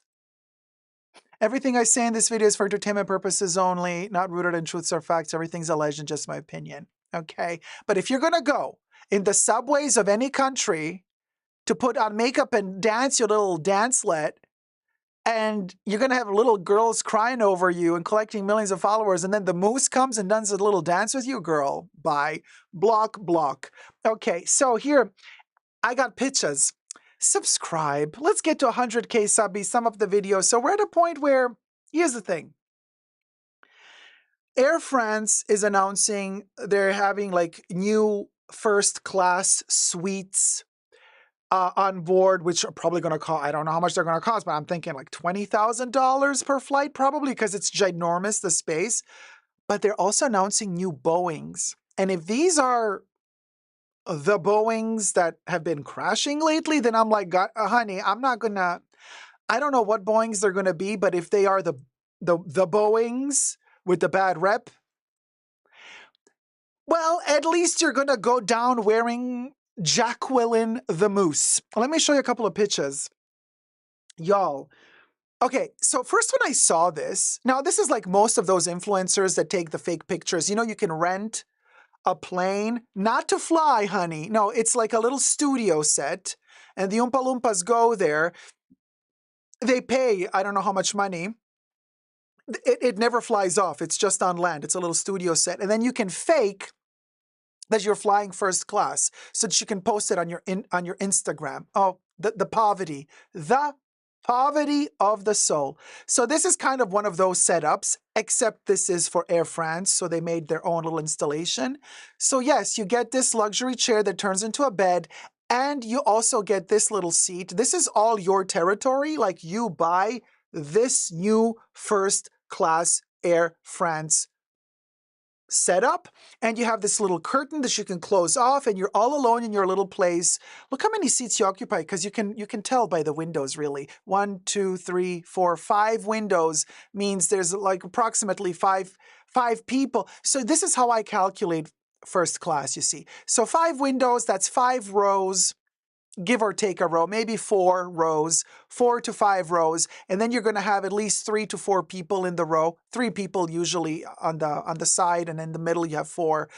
But there's nobody in the middle because this is a passage, and then there's another first class person over there. So basically, you see how many tickets you could have sold if these were economy seats? Because these 5 windows, let's say it's 4 rows, 3 times 5, 15. There's 15 seats here. And you could have charged for a long distance flight, like let's say $1,000 per seat. That's $15,000. So this little lady here has to shell out at least $15,000 for this flight to cover the cost of those missing seats. That's how calculation works. Then they add a little bit on top for the luxury premium new furniture. So this is wrong. I think this flight is around about $20K, but we digress. If you book a first class flight, Air France gives you the opportunity to also choose Jacquemus, the Mousse, 2 versions of t-shirt pajama with like a collar, without a collar, like a turtleneck, no turtleneck, and they come in a little red satchel, that you get to take home with you. I'm like, you gots to be kidding me, Air France. Of all of the brands that you could have collaborated with for this expensive first class experience, you think it's going to make me want to spend all this money because I get a cotton t-shirt from Jacquemus, the Mousse? You got another thing coming. You got another thing coming. But let me show you the next picture. It looks like a hospital, looks like a clinic. I wonder if I can get liposuction while I'm flying in there, or a lift, or, you know, or maybe if Air France travels first class to Turkey, you can, for all our British television personalities, maybe you can get your teeth redone while you're flying towards Turkey. And then this lamp looks like a toilet paper. Maybe you can also take a dump while you're at it. But so this is the room. This is the room.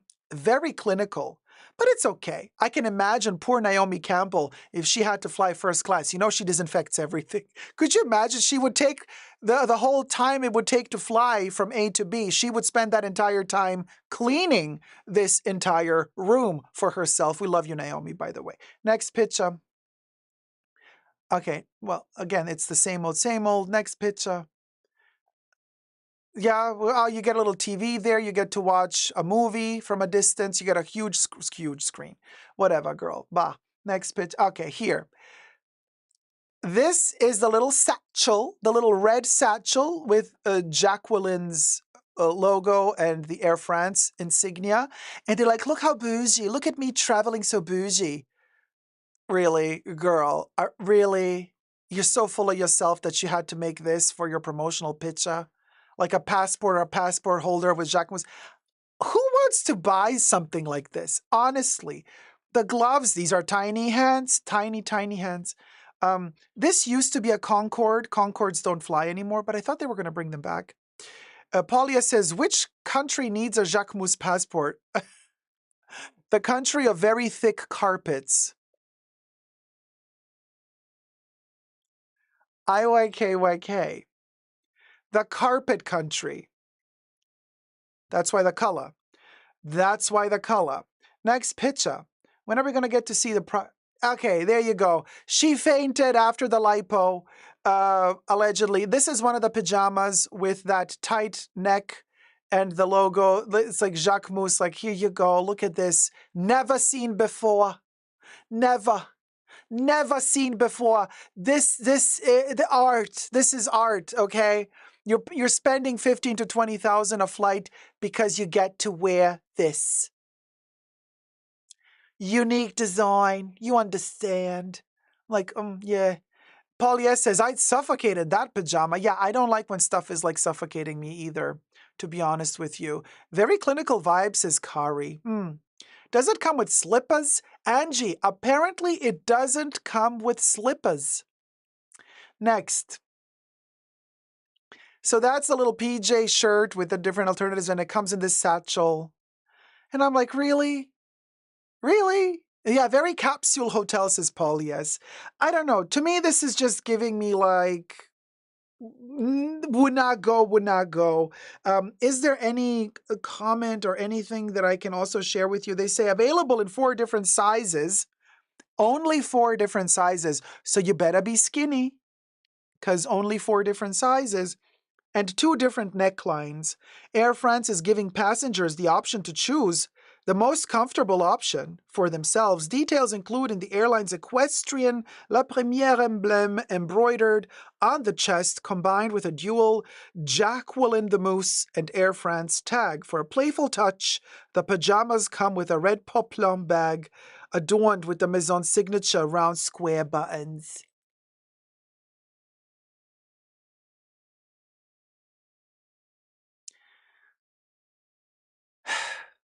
Jesus, take the wheel, because like, and we're making, and this is a whole thing, and like, this is in the news.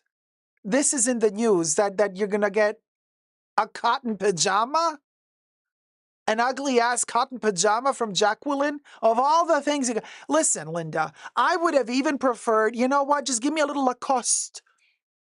I would like a little crocodile, a little Lacoste pajama, bougie.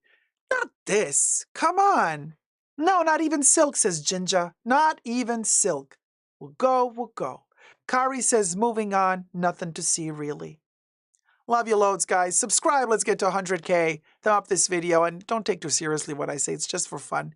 Look, we got bigger fish to fry than to be excited about this crap. Love you loads. Adieu! Never give up on love! Mwah. Also, look, at the rate in which Tesla stocks are collapsing, they're probably going to start giving you a free Tesla with every ticket you book, because they're going to be gifting them soon at Walmart at this rate. Quel dommage. Love how he said Tesla. Okay, moving on. Yeah.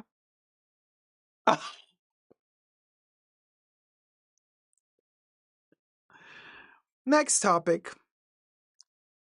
We need fun. Oh, hi, Nina. We need fun these days. Thank you, Dacob, darling. How are you today? I hope you're feeling better. Feeling okay. I hope you're feeling good too. So into fashion with David. I have a comfortable cotton Lacoste lounge. Sure, there you go. Lacoste is the way to go. So that was Jacqueline.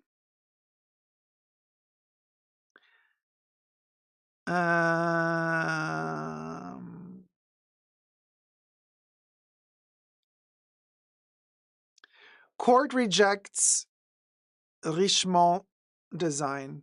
Okay, and then we also have to talk about Monica. Okay.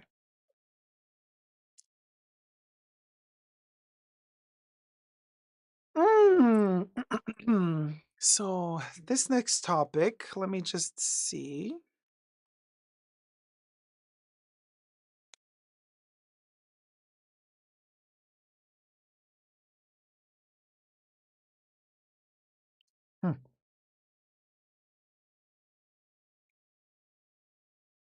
Drama in the luxury fashion world. Van Cleef Arpels. Anybody ever heard of them? From Richemont? And how about the Alhambra bracelets and necklaces from Van Cleef, Van Cleef and Arpels? Yeah. And has anybody ever heard of Louis Vuitton? You have? And have you ever heard that Louis Vuitton doesn't only do like fashion and costume jewelry, but that they also do fine jewelry, just like Van Cleef and Arpels? Yeah? Good. Well, they're trying to sue each other.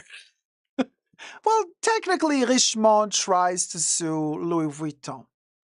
So let's talk about this. Oh, and then while we're at it in this video, we're also going to touch base on the quality of Van Cleef Arpels, or dare I say, lack thereof.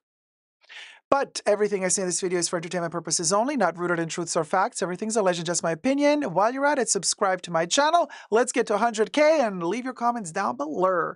Down below. I'm also filming in front of a live virtual audience. I live stream several times a week. Come join the fun. Come join the chats. Hello to my co-chatters. Holly Grace in the chat says, yes, it's been a while since we've had a lawsuit. LOL, I know. Well, here's the thing. I'm coming at ya with the deets. Court rejects a claim. Let me show you a picture. And what does the court reject? So, can we tell the difference between the two? I'm going to give you a second to let me know in the comment section down below. Can we tell what is what here? What is Louis Vuitton and what is Van Cleef Arpels? Spoiler alert, Louis Vuitton, Van Cleef Arpels. Okay, so now, Richemont, that is the owner of Van Cleef Arpels, took Louis Vuitton to court because they said, hold on a minute, in the jewelry department, your symbols from the monogram canvas are too similar, particularly this one, to our little Alhambra design. Kari says, I always saw similarity in the design, says Kari. Well, I have here, let me just show you a little close-up of, the Louis Vuitton logo or their monogram canvas. This is something that's been around for over a century now. Louis Vuitton has been using this for over a century. So Louis Vuitton has been using these symbols for a long time. To be honest with you, I don't know when Van Cleef Arpels started using this particular motif of the, not the trefoil, but the quadrifoil clova, the four-leaf clova. But it seems like both brands have been around for a while and have been using these symbols for a while, except Louis Vuitton was not always into jewelry, except they started doing jewelry a while ago. So Van Cleef Arpels took them to court and said, no, cease and desist, stop doing this. Well, now a judge has ruled that, guess what? A French court has again ruled in favor of, drum roll please, Louis Vuitton. Louis Vuitton. In a long-running legal battle with rival Van Cleef and Arpels over a clover design, it rejected a claim of parasitic competition by Van Cleef Arpels in which it alleged Louis Vuitton had unfairly capitalized on its iconic Alhambra motif designs in its Color Blossom jewelry collection. The case dates back to 2017, when Van Cleef Arpels, part of the Swiss luxury conglomerate Richemont, alleged that Louis Vuitton collection launched 2 years earlier bore a striking resemblance to its own designs. And now they finally came to a conclusion where in 2025, the court said no. Now, the Louis Vuitton is in its own right very identifiable as its own brand. Customers are not going to confuse the two.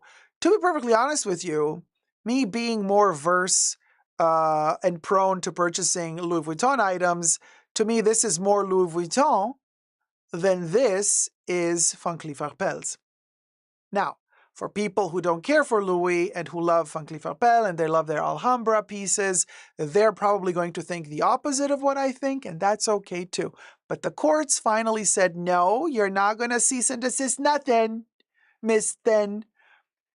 So, Van Cleef Arpels loses this case, which made me wonder, why are they so giddy to get that money from LVMH? Is it because they're maybe not doing so well?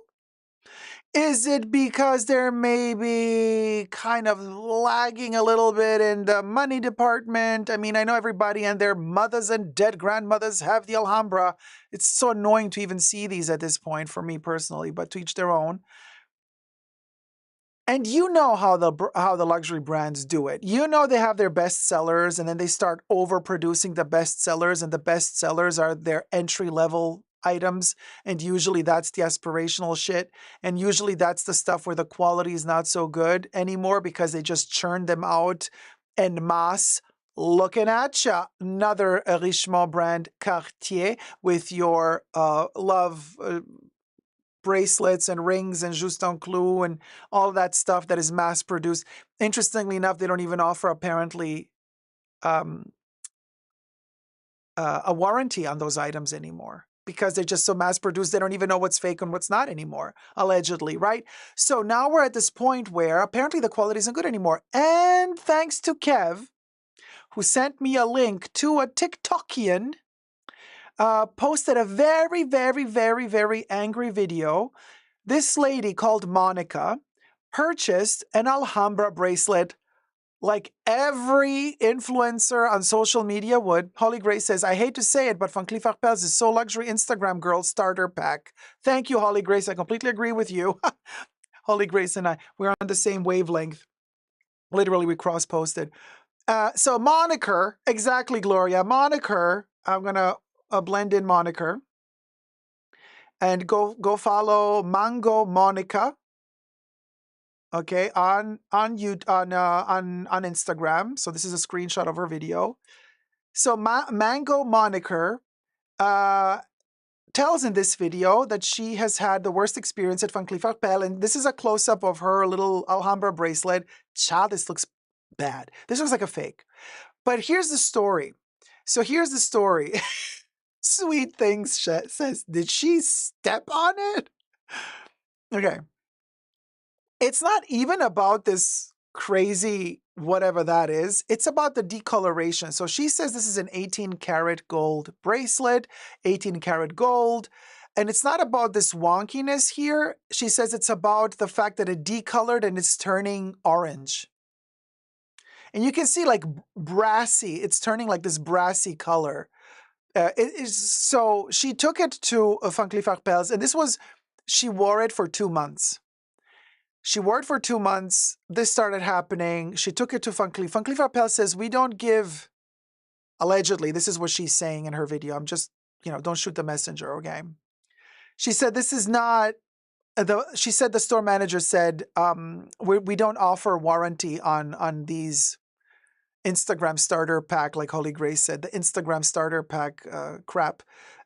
So she didn't say that, but I'm paraphrasing here. But we can look into it. We can wash it with there's a special, what's it called when they use that electricity thing to wash jewelry. And they did it twice. Nothing happened. Still this color. She was super upset. She's like, well, can you do something else? They're like, no. So she contacted, higher ups, the company. The company said, yeah, we don't offer warranty over the 30-day warranty on these items, on these particular starter pack items. And so, no. So she took it again, apparently, to the store and the store manager, and then she secretly filmed. And from a distance, you see the lady who's working at Van Cleef Arpels, like analyzing, allegedly, this bracelet with a magnifying glass saying like, yeah, no, I don't see anything wrong with it. It looks normal to me. I'm like, girl, it does not look normal to me, but okay.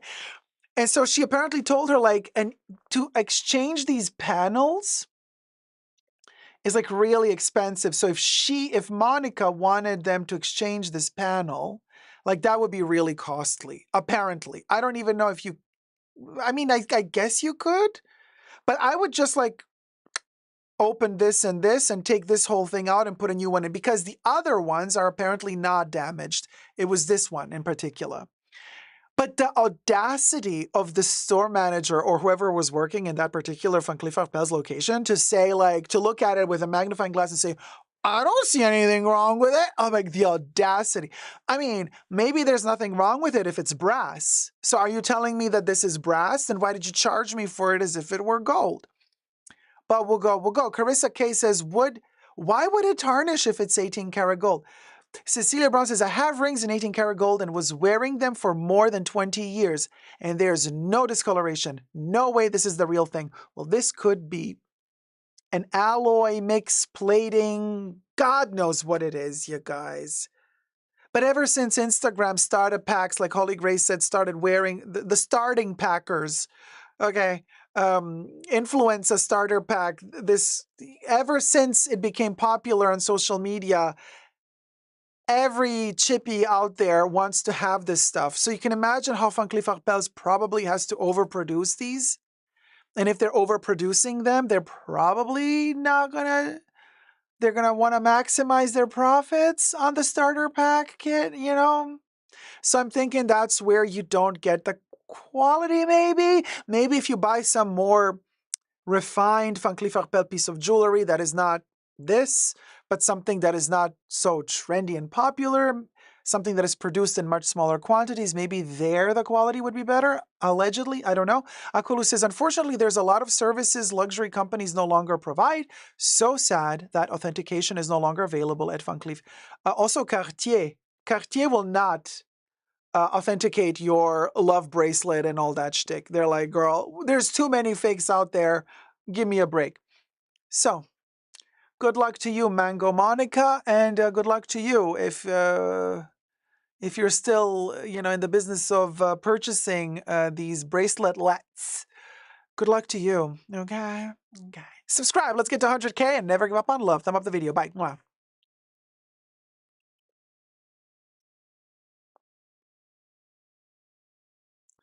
Find a good jeweler and have a custom pièce. Less of a headache, says Akolu. Nina says, why is this so trendy? A serious question. Honestly, Nina, I do not know. It is so ugly to me. And the brainwashing of it all, like when the chicks, on their like 70K, 100K followers, Instagram accounts, like, look, I unboxed another Alhambra. And they're like so excited about it. I'm like, I'm more excited when I get 10 chicken McNuggets for dinner than I would be to get that. But then to each their own. Holy Grace says, please don't tell me you are making a video on Lydia and her MS bags. I've seen 20 plus on my YouTube feed in the last 24 hours. Is there really nothing else going on? No, Holly, I will not make a video, but I have mentioned exactly this issue at the beginning of this live stream, which is one of the reasons why I told you to go back and watch the beginning, because once the live stream is over, go watch the beginning. Well, I'm not going to repeat myself. You'll see when you rewind and watch it. Yeah. So, hi, Finley. How's it going, sweetie? Welcome to the chats. Ingrid Davis says, my slide of Costco pizza make me so happy. Ooh, Ingrid, my Costco chicken makes me so happy. Yeah. Nat Cartier says, Nat says, Cartier will take your piece for polishing and will refuse if it's fake, but may take it anyway, allegedly. You never know. You never know. You never know. Lexi, I have a few Van Cleef Arpels bracelets and necklaces. It shouldn't tarnish like this. Listen, we also cannot trust everything we see on social media. We don't know who's making videos to go viral, who's making videos saying the truth or not saying the truth. Yeah, we don't know. Okay.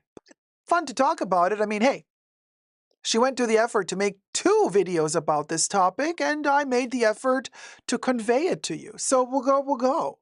We'll go, we'll go. Hi, Lois. How's it going? The luxury bucket list. They are so beautiful when... Let me go up. Oh, they're so beautiful when I first saw them, and I had to have them. And then I kept collecting them. I stopped wearing my Chanel and Hermes jewelry for Cartier and Cleef Arpels. It's better in my opinion. Look, to each their own. To each their own. Hi, NJ Fred. Hi, how's it going? Blanca Radka, I would really buy something what is not so hot in the kitchen. The trend. I mean,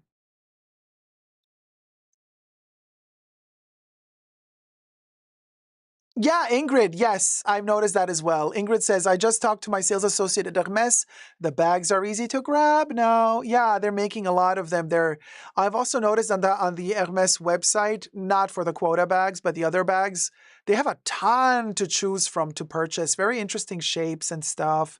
Not Birkins and Kellys, not Constance, but other stuff. Like the Bolide on wheels, readily available for $23,000. We'll go. Garden parties in all sizes and shapes. The Her bag available in different sizes and shapes. Evelyn pops up from time to time as well. So yeah, we'll go. So we'll go. Smurfette says, I'm a Cartier girl. Love them. Their quality is top notch. You know, it used to be, look, I told you a couple of years ago, a friend of mine whose family is third or fourth generation jewelers from Italy.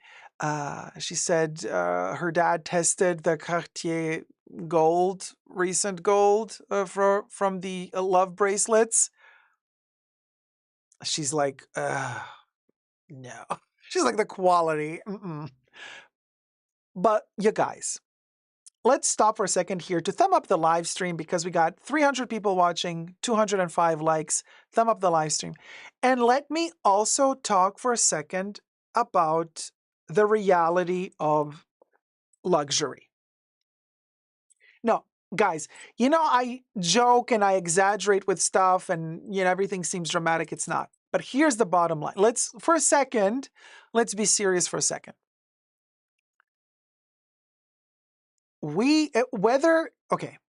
Luxury, whether it's fine jewelry or costume jewelry, when we buy these luxury brands, we're just amongst us now, just for us now talking, not me analyzing Monica's video on Instagram, whatever. Just amongst us. Let's be real. We buy stuff that tells us a story that we can relate to, which is why most of the luxury brands really invest a lot of money in their storytelling, and the ones that have the best storytelling usually sell the most. At the end of the day, if the Cartier history, if the Cartier packaging, if the Cartier shapes call your name, you will buy them. It doesn't matter if the quality is not top notch. It's irrelevant. It's the dream that's relevant. It's the dream that's relevant. So we keep going to the brands we love because we have some story that they tell us that we can relate to. That's the bottom line. So it doesn't matter if Dacob is sitting here telling you Van Cleef Arpels sucks, which I'm not saying, by the way. It's irrelevant what I tell you. Because what is important at the end of the day, when you are deciding on what you want to spend your money on, what you should spend it on is on the product that makes you dream, that gives you a story that you can relate to, that makes you happy. Because it doesn't make you happy, but other things make you happy, but it gives you joy. It gives you joy. And if it gives you joy, that's all that matters. It doesn't matter if the quality is top notch or not. It doesn't matter if it's a thing that everybody's buying, it's a trend, or if it's something that nobody knows about. It doesn't matter. None of that matters. When it comes to these luxury products, okay, It's all about the dream. Which one of these brands gives you butterflies in your stomach? Which one of these brands makes you feel some type of way when you wear it? That's what makes us buy these brands, not necessarily the quality. The problem with the lack of quality, in my opinion, started when these brands started pushing their prices to no more feasible limits, where even a dream and a fantasy cannot justify anymore the price. That's where people started talking much more vehemently about lack of quality. Now,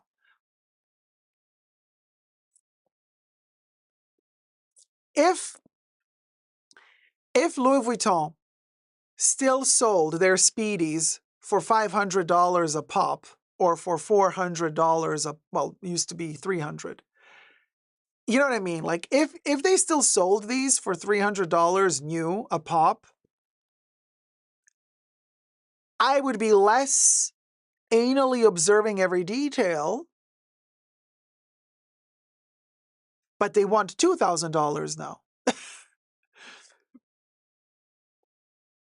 So no, it's just the proportion is just not there anymore. The ratio between quality and pricing, like they were somewhere there in the past. Now they're like the price is there. Because you know, like when the bag was $300 and the quality was there, you're like, okay. But the quality's still there and the price now is $2,000. And now we're like, wait a minute, there's this huge discrepancy. Why did we keep raising the price, but this stayed here?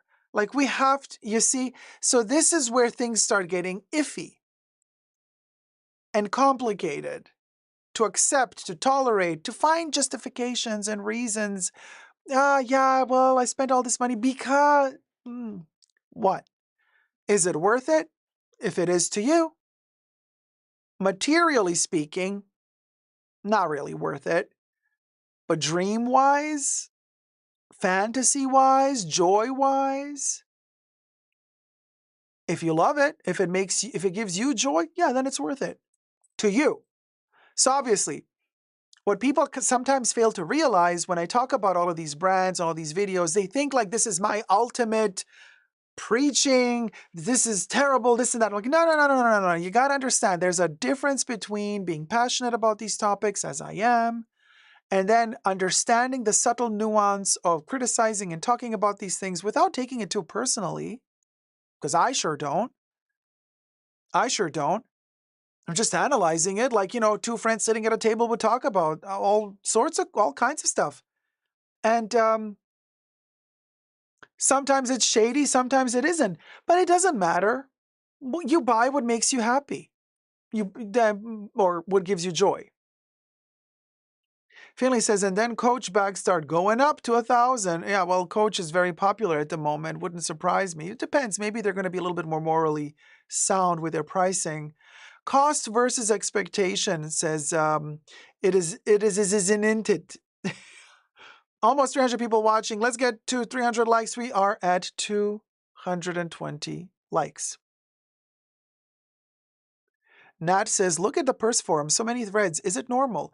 Like they bought jewelry and bags and something is wonky and started falling apart. It was not like this 10 years ago. Nat, it's because 10 years ago, shit wasn't that expensive. I can close an eye if the price is okay. But I can't close an eye if now instead of $1,000 for a bag, you want $10,000 for the same bag. That's when I start finding more flaws. The higher the price, the more flaws I'm going to find. Call me Kreskin.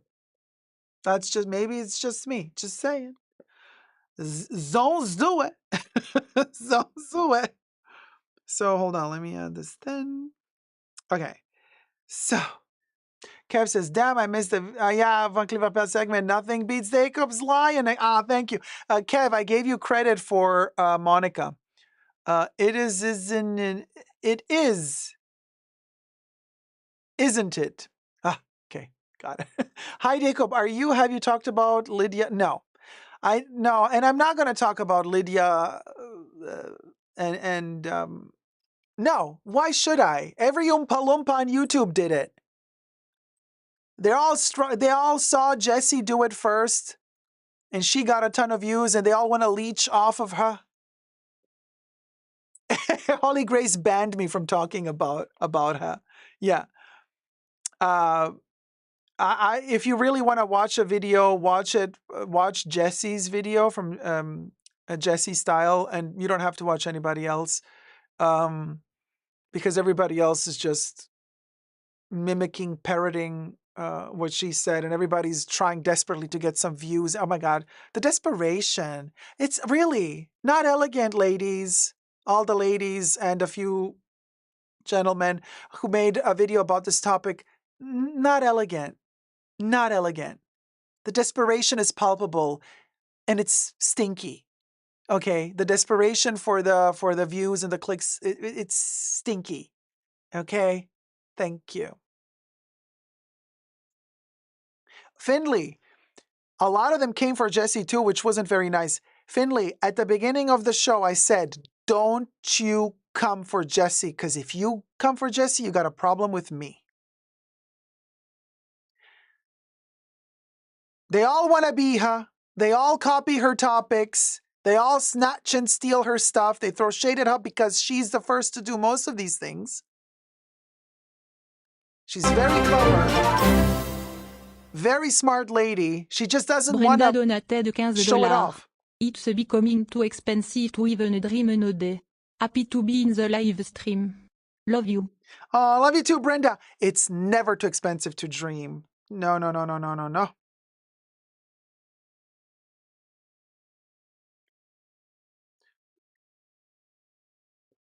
You are on the Lucky Charm token, Brenda, and we're putting you into the shrine. At the end of the show, one gets pulled out, and if you're still in the chats with your name on it, you get to ask Mr. Predicto a question about the future. Natadita says, Dacob, will you talk about the astronauts? Because we're worried. I mean, of course, we're worried. Astronauts have arrived. They have landed on planet Earth, and I have questions. If they are American and they were in space for so long, do they have to pay taxes? Do they not have to pay taxes? And then, how does that work? Because it's, interesting that they made them land just in time for tax season. I'm like, oh, of course. Of course they brought the astronauts back just in time for tax season. I'm like, how are they gonna pay their taxes? Are they 10 years younger? Hannah, that's also a good question. Did they age slower up in space than we did? And how is their muscle mass right now? Are they like collapsing? What is happening? Blanca is like, oh my God, good question. Yeah. And like, are they going to get paid for being in space longer than they were supposed to be? Or is the government, because as we all know right now, are they going to come for them and make them pay for being in space longer? Could you imagine? You're just landed, you survived, and then they come with a bill. Like, look, honey, you've been in space. You were supposed to be there 2 weeks. You stayed for 7 months. Here's the bill. You're welcome. Akulu says, I saw the astronauts land back on Earth live, and there were dolphins swimming around them. Oh, that's so cute. I love the astronauts. And I was saying, particularly about the lady, forgot her name. I was watching videos that she posted through NASA or something like 10 years ago. She was in space before Suni. She's amazing. Okay, so I'm obsessed with her. I'm obsessed, but I don't know the name. I'm really bad with names, so that doesn't mean anything. Just because I don't know a name doesn't mean I'm not obsessed. And I was watching like her much younger, because she was already in space years ago on that same station. And I'm looking at her and I'm like, she is leading woman star material. Like, she is the main character of a movie, of a show. Yeah, Krabi, she the OG. But it's her energy. Like, she steals the show. Like, when she is with all the other astronauts in space, like, I only focus on her. She has that magnetic vibe. Like, she is my Sigourney Weaver in Alien. You know what I mean? Like, she is the main character of the show. She steals the show. Like, she has star power. She really does. So I was invested. I was very invested. I can't, for the love of me, remember, bless his heart, I cannot remember the face of her male co-astronaut. I don't know. I don't know how he looks like. Bless his heart. I'm sure he's a wonderful guy, but she steals the show. I remember her face. It's all about her. She's not making it about her. She's super lovely, very respectful of other people's place. Don't get me wrong. I'm not saying that her attitude is diva. Not at all. Not at all. She's kind, sweet, very generous every time you see her on screen. But when she's on screen, I only look at her because she has that something. She has the star allure. Kolu says, the astronaut woman's name is Suni. Yes, she's American of Indian and Slovenian descent. Debbie says Butch. Oh, the male astronaut is Butch? When you dreamed of being an actress but ended up in space. Well, Hannah, she's a star to me. So anyway. All right. So, okay.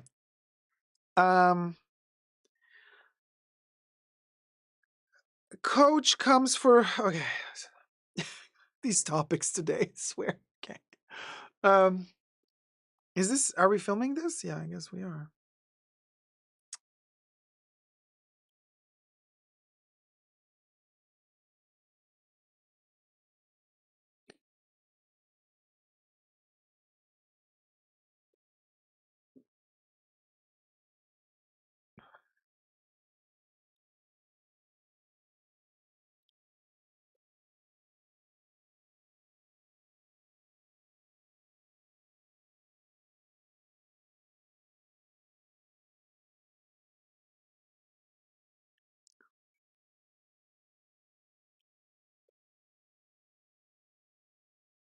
And as Coach becomes the most popular brand out there, some declare it's luxury.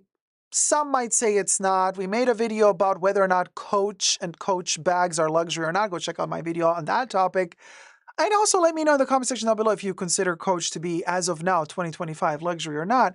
But as it's moved up the ranks, of affordability, desirability, good quality / trend ratio, and as their designs have become more and more sought after and more, trendy within the social media scope, editorial scope, and as people have been priced out of purchasing $10,000 to $20,000 bags at Chanel and other brands, people's focus has been veered towards Coach, and Coach really played a good game there and found their own niche because they did not up their prices astronomically as these other brands did. So you can still find bags, and people claim that the leather of Coach, not outlet quality, but their standard boutique or shop quality leather is really good. So people have, since years now, constantly been voicing their positive opinions about Coach. But now that Coach is so popular, it's like, hey, I want to be the popular boys and girls group. So since all the other luxury brands are suing each other, and counter-suing each other, Coach, maybe they're suing and counter-suing each other because they're not selling as much as before. So they got to make up for all the lost money from the sales that they're not doing. Everything I say in this video is for entertainment purposes only, not rooted in truths or facts. Everything's a legend, just my opinion. Subscribe to my channel. Let's get to 100K subbies. We're almost there. Thank you so much for subscribing. Thumb up the video. Coach's owner, Tapestry, files trademark infringement lawsuit against, guess who? Guess who? It's not like Coach is going to sue Chanel because they both use a C in their logo. Although that would be the day. I would love to watch that TV show. But no, They're suing Shein or Shein. Shein. I never know how to pronounce it. So Tapestries, as per Yahoo Life, Tapestries coach has filed a suit against the fast fashion specialist Shein for trademark counterfeiting, federal trademark infringement, false advertising, and unfair competition. The 30-page complaint was filed on Thursday in the U.S. District Court in the Central District of California, where else, baby, by Tapestry Inc., Coach Services Inc., and Coach IP Holdings against Zotop Business Co. and Shein U.S. Services. A juried trial is being sought. The suit alleges that Shein used commerce marks that are identical or substantially indistinguishable or confusingly similar to Coach trademarks in connection with the sale, distribution, and or advertising of the alleged counterfeit products. The allegations include that when one searches for Coach on Shein's e-commerce site, there is no indication that any of the products originated from a third-party seller. When a shopper selects what appears to be legitimate Coach product for purchase, the third-party seller's information is so small and inconspicuous that the shopper could reasonably believe, allegedly, that Shein was the seller with title or possession of the product. The allegations include that when one searches for Coach... Did I read that one already? Attorneys for Tapestry and Coach did not respond immediately Tuesday afternoon to requests for comment, nor did an attorney for Shein. Representatives at both companies also had not returned media requests as of Tuesday afternoon. So they're alleging that the products are also counterfeited at a certain point. Designer dupes and fake fashion items are an ongoing issue for major brands. The complaint features multiple pages with photographs of the alleged counterfeit Coach products, including tote bags, handbags, shoes, hats, and purses. Tapestry alleges that Shein made, marketed, and sold knockoff items that used the Coach name, logos, hardware, and the C signature designs. The products highlighted in the legal complaint were items that were sold through Shein's marketplace platform, which allows third-party users to post product listings. Patricia McDermott says, "'Tis the suing season." I mean, I get it, because Shein makes a ton of money. You know, it's not like this little company, whatever. Shein is like huge, and so I would see why Coach would want to go after them for many reasons, also to protect their own copyright, to protect their own patent over their logo, their design, their style, whatever patent they have. If you don't sue, it's almost like saying, I don't care, so you can take it. So there's a lot of reasons why you would do it. Also, the monetary reasons as well. I'm just not so sure how this is going to go. In which, either way, because I mean, sure, if you're going to call your product Coach, but it's not a real Coach product, and you're going to use the same font, the same logo, and you're even going to copy the shape and the design of the current bags and products that the real Coach is selling, then I would say it's a slam dunk of a case, like easy to win. But I'm no lawyer, so who knows? It's just like, Debbie says, oh, come on. If you are on Shein, you don't think it's authentic Coach.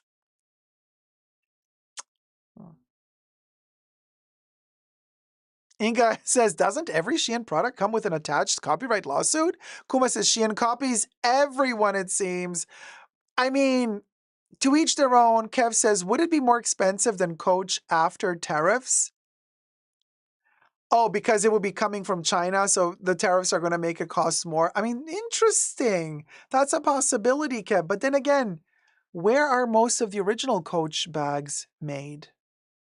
Because I've seen quite a few Coach bags that have the made in China tag on them. Granted, I checked for the tags at the Coach outlet, so those might have been bags that were made just for the outlet. But where are those kind of higher end Coach bags made? Are they made in the US? Are they made in Canada? Well, if they're made in Canada, we have tariffs again. But where are they made? The luxury bucket list says, yes, if you're confusing Shein for Coach, there are bigger problems, says the luxury bucket list. Robbie says they're made in Vietnam. Mm-hmm. Mm-hmm. Mm-hmm. Frank Zier says, and what about the technology? Oh, the Shein Coach used to be made in USA. I think it's in Vietnam now, says Francesca. Very interesting. Yes, I know, especially in the 90s, when every movie that was a good movie would use Coach bags, the city bag, which I wish they still made. In Silence of the Lambs, Jodie Foster, in one scene when she's exiting the asylum, one of my favorite movies of all time, she's wearing a Coach city bag. And then from John Waters' movie, Serial Mom, Kathleen Turner, in that movie, for most of that movie, she's running around the city wearing a black Coach city bag. Silence of the Lambs, 1990/1991. A Serial Mom, 1994/1995 movie. The 90s and Coach, those bags were made in the USA. Wonderful. And they didn't have a logo. They just had that little teeny tiny turn lock. So they were great to use for movies, because in movies you don't want big logos and flashy names of brands. So those bags were understatement, but fit so perfectly within the storylines and the aesthetic of these iconic movies. So Coach has a very, very important history, okay, within the American movie film landscape.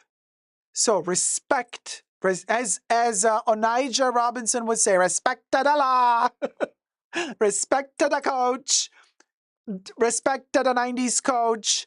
I'm chilling.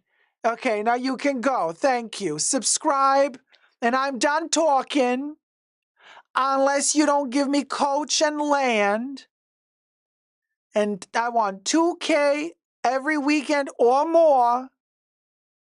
Subscribe. Never give up on love. Bye.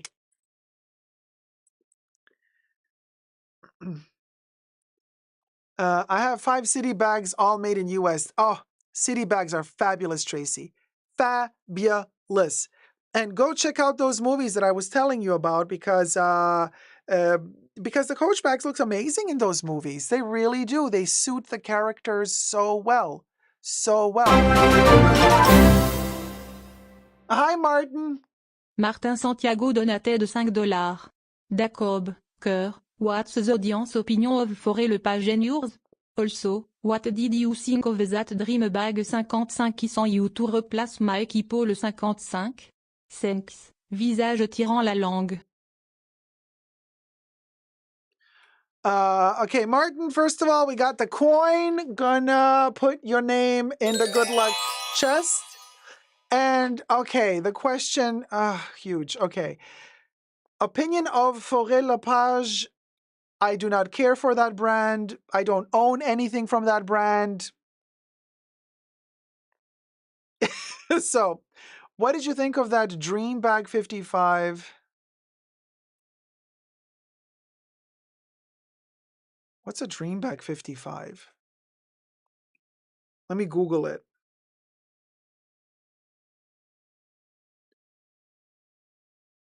What's a Dream Bag 55? Oh.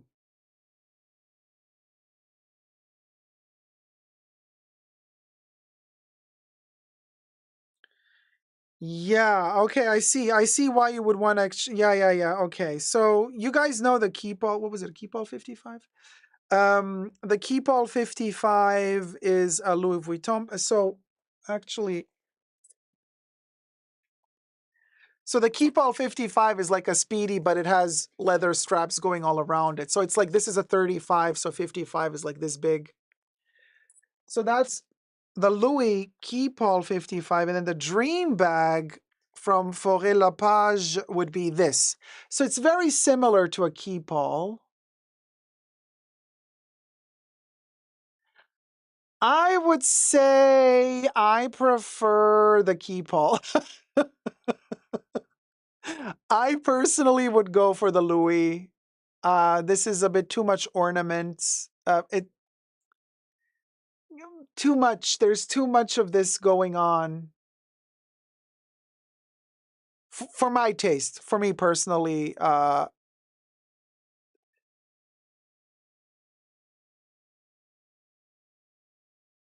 it's very tiny, intricate details, very filigrane. How would we say filigrane in English?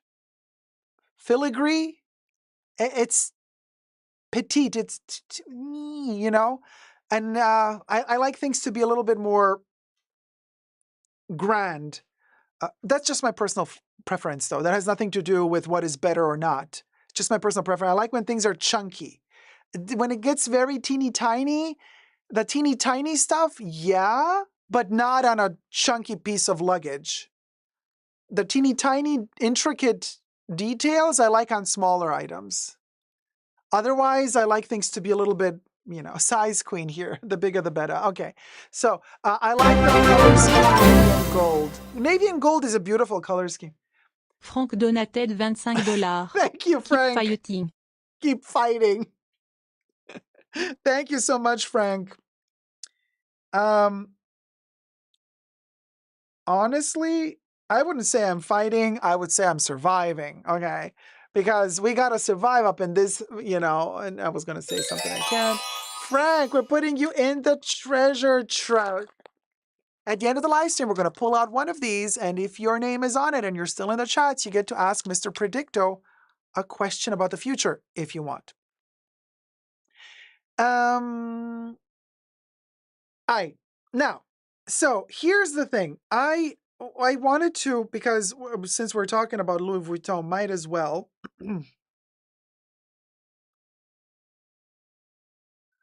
Oh, and quick note, I'm not going to film this, I can't. Chanel is asking for $6.7 million from Wagaka in legal fees. Here's another situation. So, of course, they won. But since they've been in litigation with the consignment and reseller store, what goes around comes around, since 2015, they've been up back and forth in litigation. Now that they've won, they're like, okay, and now we got our legal fees.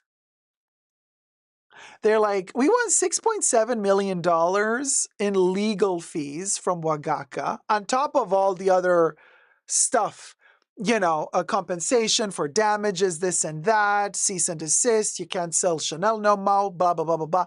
Now they're coming for them. Chanel won $6.7 million in legal fees. Yeah, Nat says $6.7 million and land or more. But I have a sneaky suspicion that they want this extra money because is Chanel still selling very well? There's trouble in paradise. Trouble in paradise. I'm like, oh, are they trying to get $6.7 million from Wagaka to compensate for slower sales, maybe? Potentially, or more, because like we the people are not buying as much as we used to Chanel anymore, Although I'm ready to give them another chance for their leather, because I have a sneaky suspicion they have not been selling that much leather. And if they haven't been selling that much leather, they haven't been producing that much leather. And if they haven't been producing that much leather, maybe just maybe. Don't do it. Don't do it.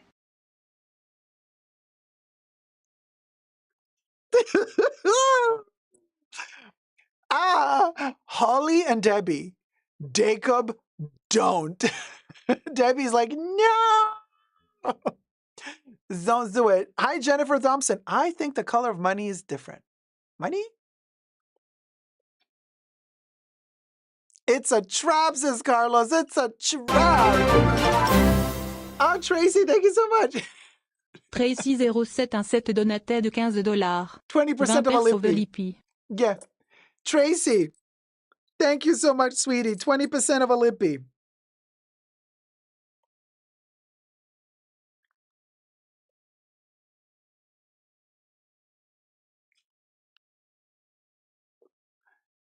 Tracy coming on a lucky coin. Thank you so much, sweetie. And so there you go. So there you go. Chanel wants money, honey. Money, honey. So you guys, well, look, if I'm not gonna spend $5,000 on a show, but no. Oh, Tracy again. Thank you so much. donatait de $5. Let me. Tracy been filling up that shrine. Tracy's like, I want to get picked at the end of the show. She clever. She has now 2 coins in the shrine. Nicole says, your hair looks gorgeous, Dacob. Thank you so much. I washed it today. Ho has washed. I have the feeling it's like 10 p.m. But it's not, right? No.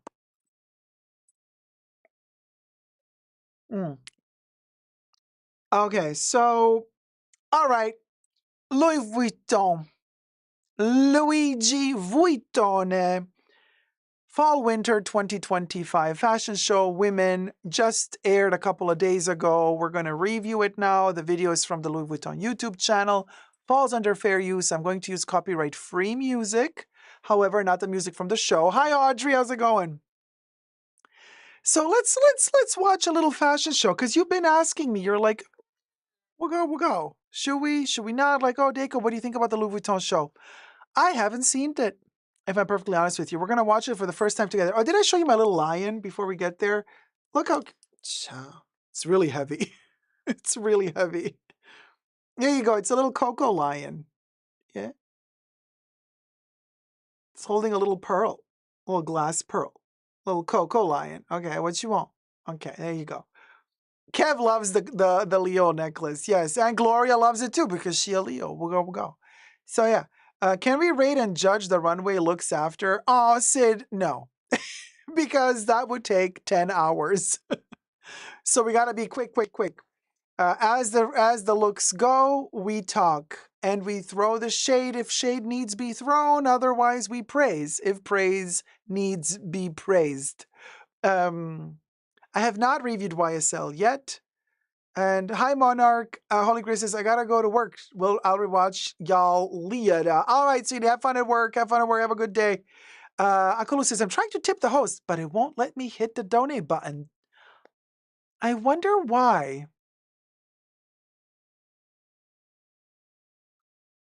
I don't know what the issue is.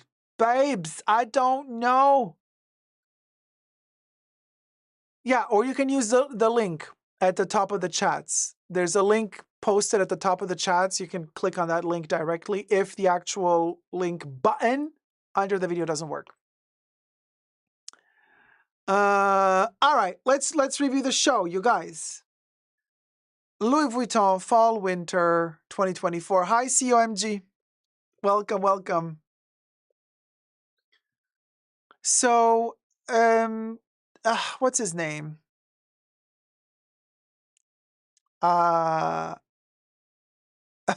Brain fart. The designer, Nicolas Ghesquière. Okay, so this is Nicolas Ghesquière for Louis Vuitton Women.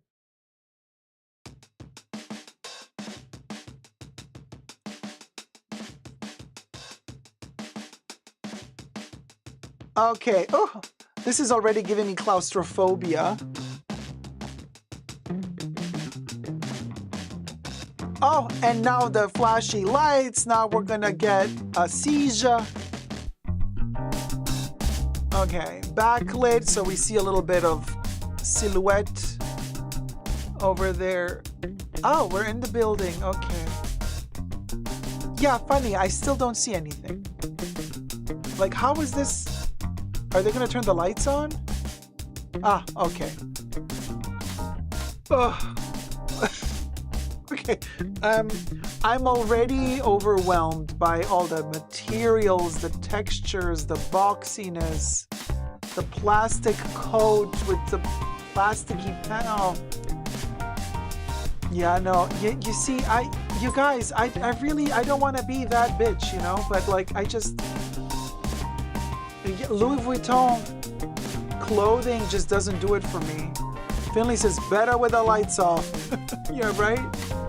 This is just... And you guys, Nicolas Ghesquière, he did such a wonderful job at Balenciaga many years ago. I don't know why he's doing this at Louis Vuitton. This is...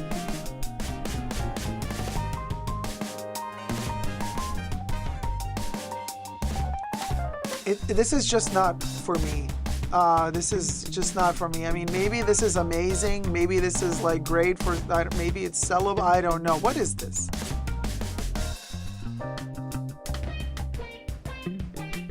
Yeah, so a bit eclectic. We have some details that are reminiscent of Alessandro Michele at Gucci, which is kind of interesting that he would go there. And then we have these many different textures, which is something that Ghesquière does a lot for Louis Vuitton. You know, we have different times, different epochs merged together.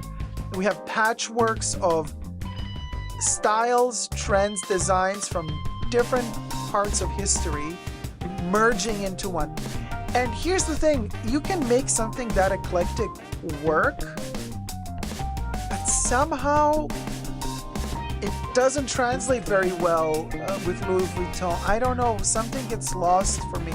Like, for example, this sweater, love the shoulders, it's giving me a little bit of Vivienne Westwood, like very fascinating, but then it's all ruined with the skirt and that little guitar box. And, look, it's a lot. And I know that Marc Jacobs started a little bit in this direction when he first initiated Louis Vuitton fashion, when he was at Louis Vuitton, and I think that Ghesquière is a little bit kind of following that style because they're trying to, I understand what they're trying to do because Louis Vuitton has not been doing fashion for a long time. Considering how long some other fashion houses have been creating fashion, compared to other houses, Louis Vuitton is still a baby in terms of doing fashion. So I think they're working hard to create their own DNA. And they're building on top of what Marc Jacobs, they're building on top of where Marc Jacobs left off. Cha, those shoes though, what the hell? Yeah, but it's not, oh man. And I know that they always do a little bit of 20s flair, which is very Louis, historic references. The shoulders are beautiful on this jacket, but it's just a combination of everything together.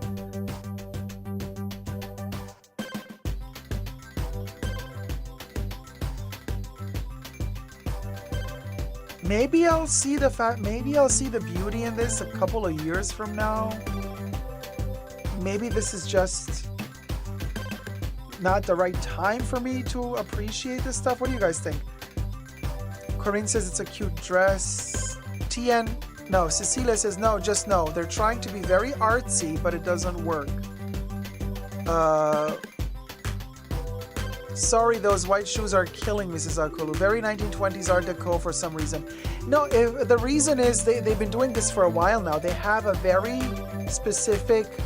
They're trying to connect to the 20s, to the early days of Louis Vuitton. Not fashion, but Louis Vuitton.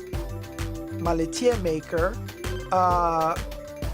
And they're trying to implement that time into their fashion DNA so that they can give themselves more credibility, I believe. It's a strategic move to make us subconsciously think that this brand has been around for a century, even though they have not been designing clothes for a century. This is their way of kind of validating, I guess, their credibility. These shoes are tragic. Tragic, in my opinion only, of course. But yeah, Kelly, many eras thrown together. And then why the beanie? Why that hat with the thing? And then why that print or stitch at the back of the jacket? You know, it's like, can we get one nice, streamlined, simple look? These bags hanging on the hips. Gloria says, this is a mishmash. I can't. Kelly Carrick says, not cohesive. The overall is interesting. The makeup is very 80s. Those shoes are tragic. You know, I would love to have access to Louis Vuitton's earnings, the revenue for their fashion, not for the bags, not for the SLGs, not for the trunks, but just this. And now we're in the 80s with that other makeup. Like, what is this? I would really like to know if this stuff actually sells, because I have an impression as if this is all very much for show. They're doing this because they want to have that standard. They want to, you know, promote themselves, like they invest in this, but the money isn't coming back from this. Because honestly, I don't see people wearing Louis Vuitton clothes. Whenever I go in fashion, into the fashion world, I don't see people wearing this. I don't. So I'm really curious, who's their client? Who is the end consumer? And I'm not talking about, okay, this jacket, yeah, the jacket is sellable. The jacket, simple, this is in, you know, fine. The trench coat, the jacket, okay. But I'm talking total look. I'm talking combination of this particular cuff with that coat, with these boots, with this jacket. You know what I mean? Like, I don't see people. I don't know who's their target bank, Beekman. The Nectarine Man says, the young men who love logos love a Louis Vuitton head-to-toe set. Nectarine Man, stop. I'm not talking about the Pharrell male collection. I'm talking about the Nicolas Ghesquière women collection. Two different worlds, and this is also why Louis Vuitton has two separate designers, one designing for men, one for women. Don't mix them up. Don't mix the two. Very different worlds. Pharrell designing for men, it's very supreme, very hype beast. It has nothing to do with the women collection of Nicolas Ghesquière. Completely different worlds. So we're talking about the women. I do not see women wearing Louis Vuitton. I see men wearing Louis Vuitton. Usually younger, usually like street savvy, street style, you know, hype beast types. They like to wear a little Louis Vuitton logo. That's a different story. For women, I don't see women wearing like full-on Louis Vuitton. I never do. Kev says they make money from Pharrell, so Nikki could have his little experiment sesh. Nikki being Nicolas Ghesquière. Yeah, it's a little bit of an experiment sesh. Yeah, Sid, that's a good point. Like in a museum somewhere. Like this could be that. You know what I was saying a couple of years ago about Prada being very, and I'm not talking Miu Miu, I'm talking Prada being the brand for the gallery owners and the pseudo-intellectuals who want to show off that they're like interested in art. So they wear Prada to go to an art gallery. Sid, this is giving me a little bit that vibe, like the modern day version of like, I go to galleries, I'm culturally active and I have money, so I'm gonna wear this because this is art. If I'm gonna go watch art, I'm gonna wear this. There's nothing more cringe for me, who has studied art, to see these people dressed like this coming to a gallery opening where my art is hanging. I'm like, please, no, humble yourself a little. You don't need to prove anything to me. You're coming to see the art. You can even come in your pajamas. I really don't care. But if you really want to dress up, then be true to yourself. Don't try to wear something because you think this is the uniform that you wear when you go as a visitor to an art museum or an art gallery. You see what I'm saying?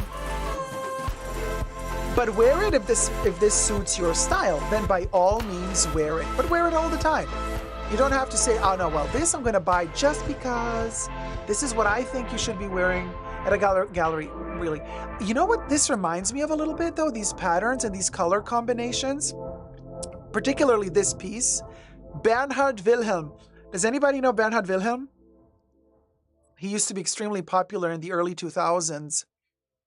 This is kind of giving me Bernhard Wilhelm vibes. Interesting. I wonder if Nicolas Ghesquière and Bernhard Wilhelm hooked up or something. A little going on behind the scenes. Bernhard Wilhelm is also really big friends with Andreas Kronthaler, the Vivienne Westwood's widow husband.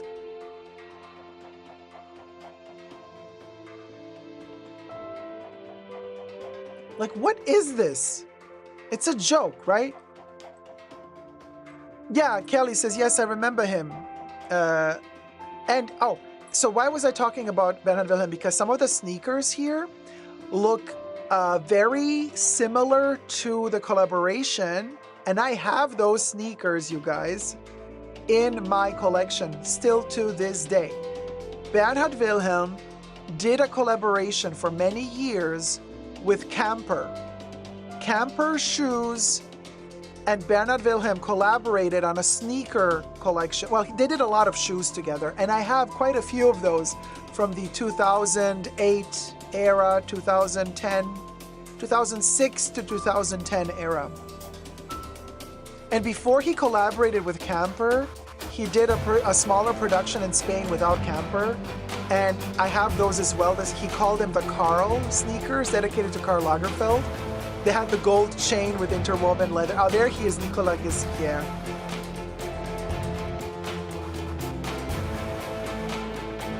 Yeah, he's still kind of handsome, but he looks weird. Looks like a sick vampire. He looked better when he was at Balenciaga. He was a little bit more edible, if you know what I mean. Now I'm a little bit like, yeah, okay. Now he's giving me skinny Labubu. You know, now he's giving me Ozempic Labubu vibes, but whatever. Oh, Kev horny. Kev is like Zaddy. I'm telling you, Fisherman, says Kari. So much drama for Zara Zimmerman clothes. What? Did I miss something in the chat? The duffel bags, though, I'm just focusing on those. I like the navy and orange. Yeah, so I didn't want to talk about the bags too much because obviously Louis Vuitton is all about the bags. We can, check out the bags on their own. This is fashion. Of course, they know that it's easier for them to sell bags than it is to sell clothes. Because why do we go to Louis Vuitton? We go for the bags. We go for the travel goods, for the accessories. That's what I do, at least. And this is why I've been saying this ever since. And I love Marc Jacobs, really do, and I respect him and his nails. But I've been saying this since forever. I'm like, Louis Vuitton doesn't do fashion. I don't care for fashion at Louis Vuitton. Louis Vuitton should stay focused and hyper-focused on what they do best. Travel goods, travel accessoires, period. Yeah, you can sell me a foulard, a silk scarf, because for traveling, you put it around your head to keep warm as it's windy. That's fine, okay? But that's as far as it goes. Maybe goggles to protect from the desert sands and the dunes, scarf and goggles, but the rest is bags, wallets, vanity cases, trunks. That's Louis Vuitton. Let's be very clear here. It's not like the fashion world doesn't offer us enough alternatives. We have way too many brands out there already offering us clothing options. Why do we need another one on top? But what we don't have is many luxury brands offering us fabulous travel goods. That's where Louis Vuitton shines because they own it. Okay? They are like the first that have pushed their way through to the top. Like that's their niche. That's where they shine. That's where nobody has nothing on them. Chanel could never reach the heights of Louis Vuitton travel goods, right? And yet here we have Louis Vuitton trying to run after Chanel for fashion. I'm like, Chanel has been doing fashion for over 100 years. You will never be Chanel. Forget it. Okay, stick to what you know. Stick to what you do really well, and you will shine. Instead, they're discontinuing. the Speedy 40, the Speedy 35 without the bandolier and the monogram. And now they only sell you the bandolier version of the Speedy 30, but now they want extra money, so now they're going to make the Speedies in soft leather. So instead of the Speedy, the regular Speedy that used to cost $400, now you're going to buy the leather version for $8,000. Now they're like going away from the monogram. It's too cheap. They want their image to be elevated, like Hermes and Chanel. So they also want to sell bags for $8,000. So now they're going to peddle and push more the leather goods, even though that's not what I want from Louis. I want my monogram and I want my vaqueta leather. That's all. Why, and I feel like the sales associates at Louis Vuitton look at you now like, oh my God, how dare you ask for that? I'm like, hold on a minute. Hold on just a minute. I'm not the person who invented monogram with vaqueta leather. You, Louis Vuitton, you have invented it. You have been pushing and making it for over a century now. You have gotten all us customers accustomed to this product, to this design. You have made us all love it so much, and now you took it away from us. Because you now want to push the leather stuff that costs more in the fashion.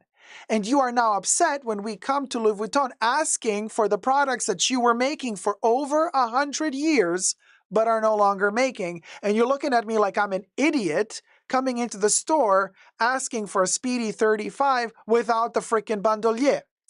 You're like, oh, we don't do that anymore. I'm like, bitch, you've been doing it for 100 years. Now you stopped doing it because you want me to spend $8,000 on that ugly ass Canal Street looking Oompa Loompa fat ass baglet.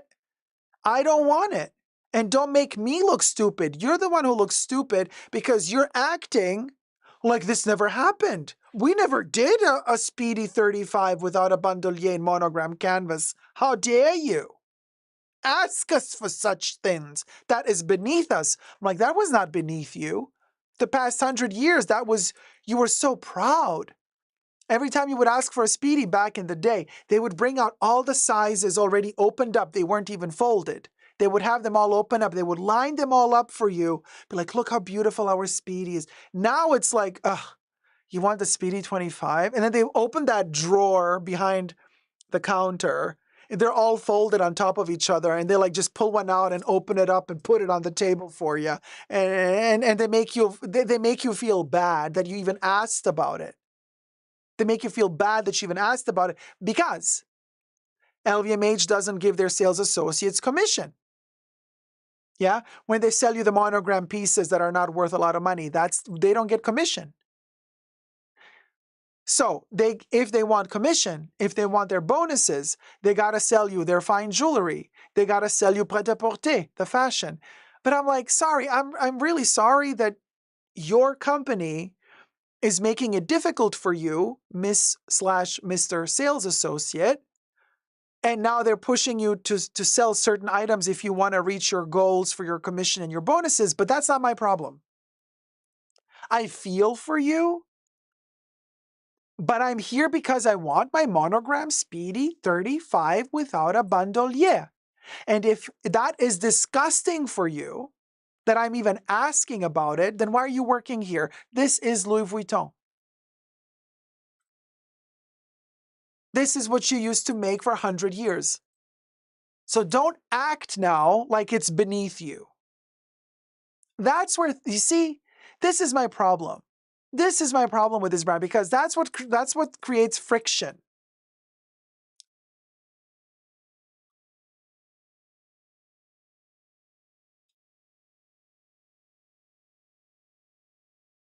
Oh my God, you have courage. I wouldn't tell them. I would be afraid to argue. No, I don't argue, Blanca. I don't argue. I come in, I say what I say, and I say good day, and I leave. There's no argument. There's nothing to argue about.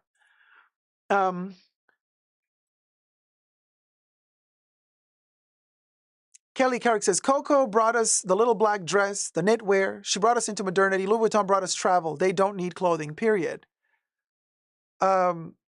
So Yeah, no, but Carlos, again, just like how Carlos says, not gonna lie, I fell for the P940 in turkeys. Here's the thing. Just like I was talking earlier about Van Cleef Arpels, I'm not saying don't buy it. If that makes your heart flutter, buy it by all means. What I'm saying is, what makes my heart flutter, they stopped making that. They stopped making that. I did not even know. When I bought Luella Annabeth, I named the bag Luella Annabeth. When I bought this bag, I had no clue that they stopped making it. I had no clue. I was really lucky because I was looking for the 35. And most of the times when I would find a 35, there would be some flaws with it. The leather was chipped and this and that. You can see it all back in 2021/2022 on my channel. I made a ton of videos about the Speedy 35. And then finally, 1 year of searching for the right size. And this was when they discontinued the 40 because I wanted the 40. But already back in 2021/2022, they discontinued the 40 without the bandolier. So I was like, okay, fine. I can also do a 35. And they were not good. They were not good. Quality was not good. Finally, I found one, and then they didn't want to sell it.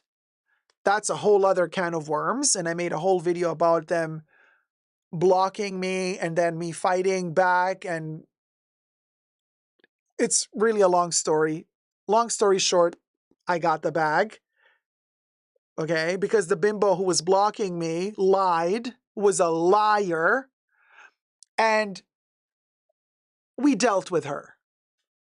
And we got the bag. Little did I know that just 2 months after I got the bag, they discontinued it. 100 years after they started making it, they discontinued it. Okay. So here's what I think happened.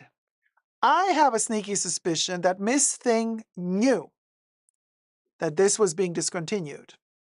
So she didn't want to sell it because she was keeping it for a friend or for herself. So she invented this cockamamie story that I was blocked, which I wasn't. And then the store manager, which was a store manager of 2 different boutiques, because I went to another Louis Vuitton shop, and the same store manager was store manager of both.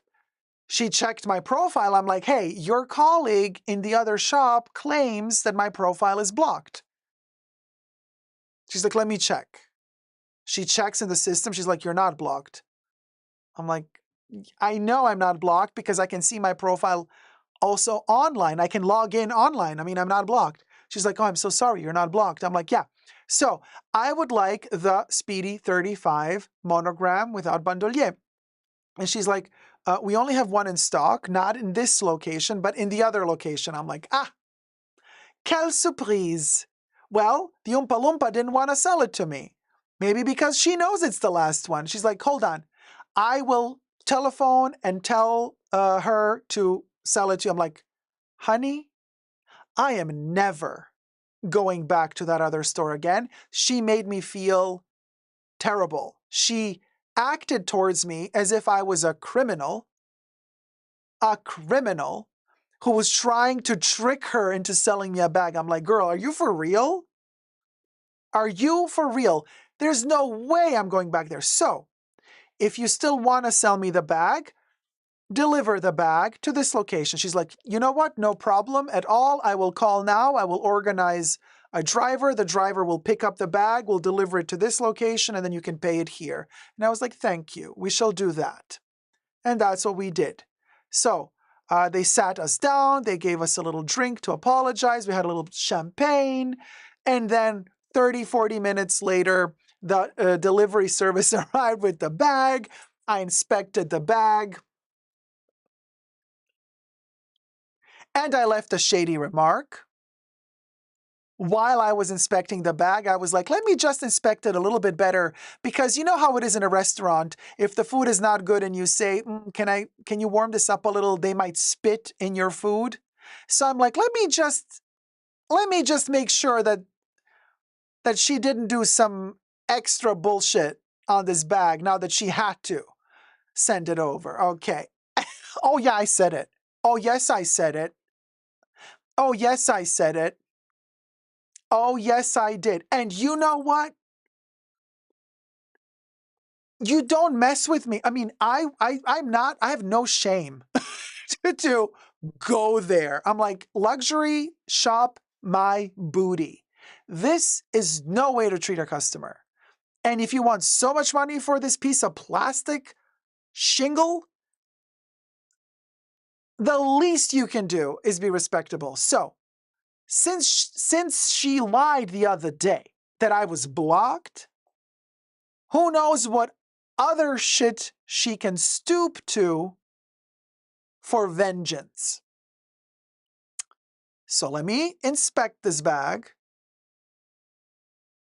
properly. It's okay. The bag is fabulous. And how old is it now, you guys? No, wait. When did I get it? 2023 or 2022? 2023. Okay, yeah, 2 years. 2 years, huh? Yeah. Yeah, I got it in January of 2023. January of 2023. So 2 years and 2 months. Oh my gosh, how time flies. 2 years and 2 months, baby. Luella Annabeth, our Speedy 35. And then we added the Birkin 35, so they should be the same size. I never really put them side by side. Well, the Speedy's it's a smidge bigger. So if I kind of, because I guess 35 is the size now. But if we kind of put them on top of each other, you can see more or less, right? Yeah, so that's the 35 size. They're both the same size, give or take a centimeter. Well, no, give or take a millimeter.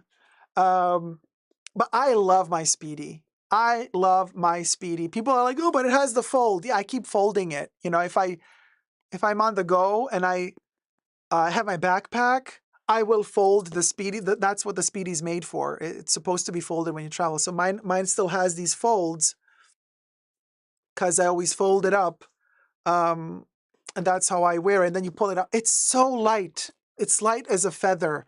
And it's a beautiful, beautiful little squishy, easy to use bag. I just, there you go. Yeah. So I love my Speedy. I'm really, really happy that I finally got it, that I get to use it and enjoy it. It's such a joy to use. I love the little patina, that it gets darker and darker with time, the vaqueta. Love it. Would I change anything about it? No. Because at the end of the day, that story, it was traumatic, but we went through it. And at the end, we were triumphant. We got the bag in the end. And in the process, managed to make some fabulous story time videos. It was like a 4-parter saga. You can go check it out. There's like 4 parts to it. And there was always like new things happening because I was traveling, by the way. This bag was purchased while I was away from home. So I was also in contact with my Louis Vuitton shop from my hometown, checking out with them that everything was okay, that I wasn't blocked as well. So this was all going on behind the scenes. And then on stage within that city where I was staying, while I was at that other Louis Vuitton, there was that whole drama unfolding there. So it was such a roller coaster ride, but you know, like fashion world-wise speaking, it was kind of a lot of fun. Now to look at it in retrospect, I was like, boy, that was something. Now we can laugh about it, but back then, ooh, I was on fire. Cecilia Brown says, it will last you a lifetime. Mine is more than 20 years old. It was January 2023, Dacob just checked. Thank you, Nina. Yeah, so 2 years now, 2 years and 2 months old. So 2 year birthday. Armin says, Dacob, can we review the Tom Ford show next time?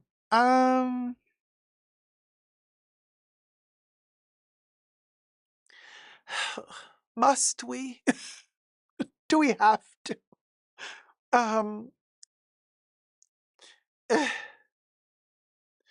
Miyako says, would you suggest buying a Speedy now if you don't own one?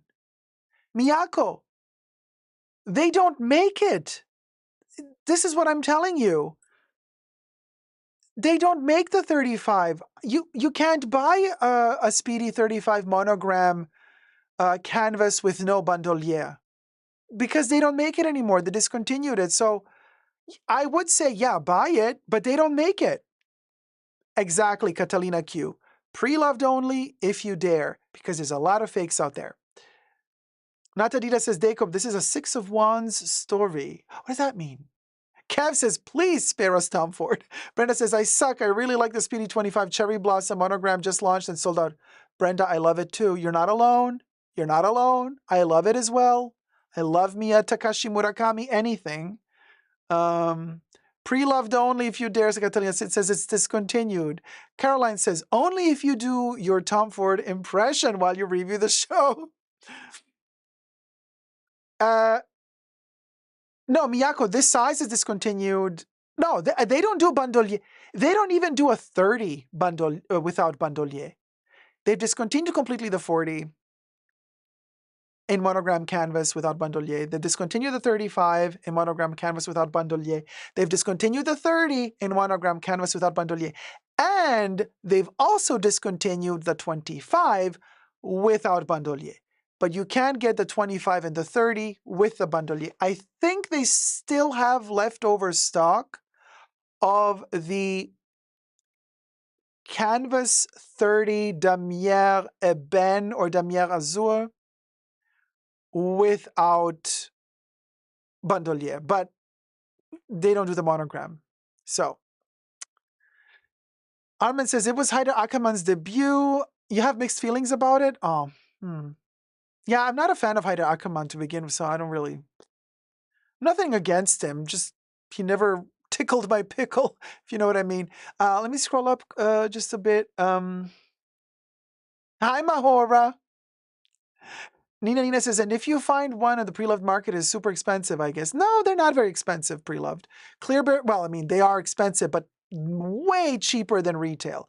Clear Bear says, Dacob, if you had $2,000 to spend on a pre-loved item, what do you think would be a safe bet in terms of quality and style at that price point? I would not. No. Sorry, that's just not. I have very strict guidelines for me. There is no $2,000 pre-loved anything for me.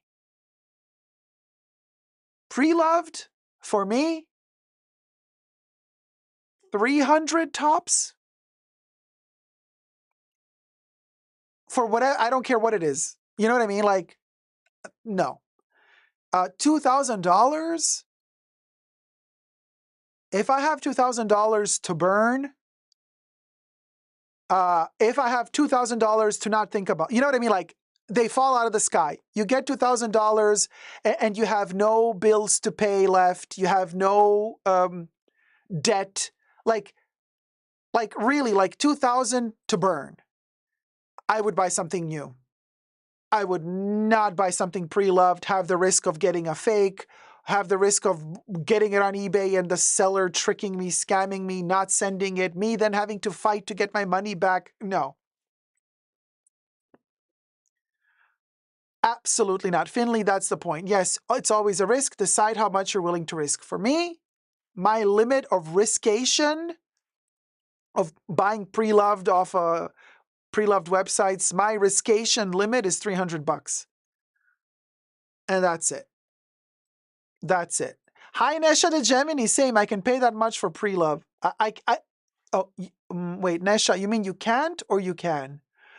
Francesca says, I agree with Dacob on pre-loved. Finley says, yes, there's always a risk. Decide how much you're willing to risk. Nina says, exactly. Off topic, Loic wrote me yesterday to ask me to send my favorite fashion YouTubers for some article, and I sent your channel. Is he as the #1 best if he only knew how much you love him. Oh my God, you did not.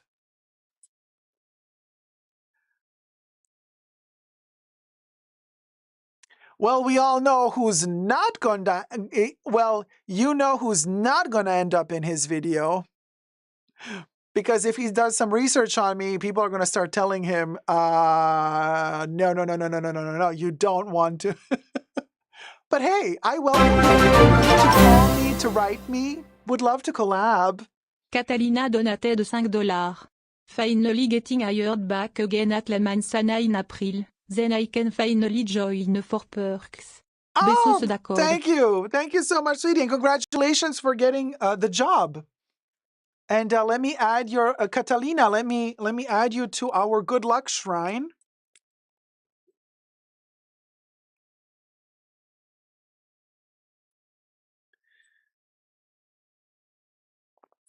Catalina.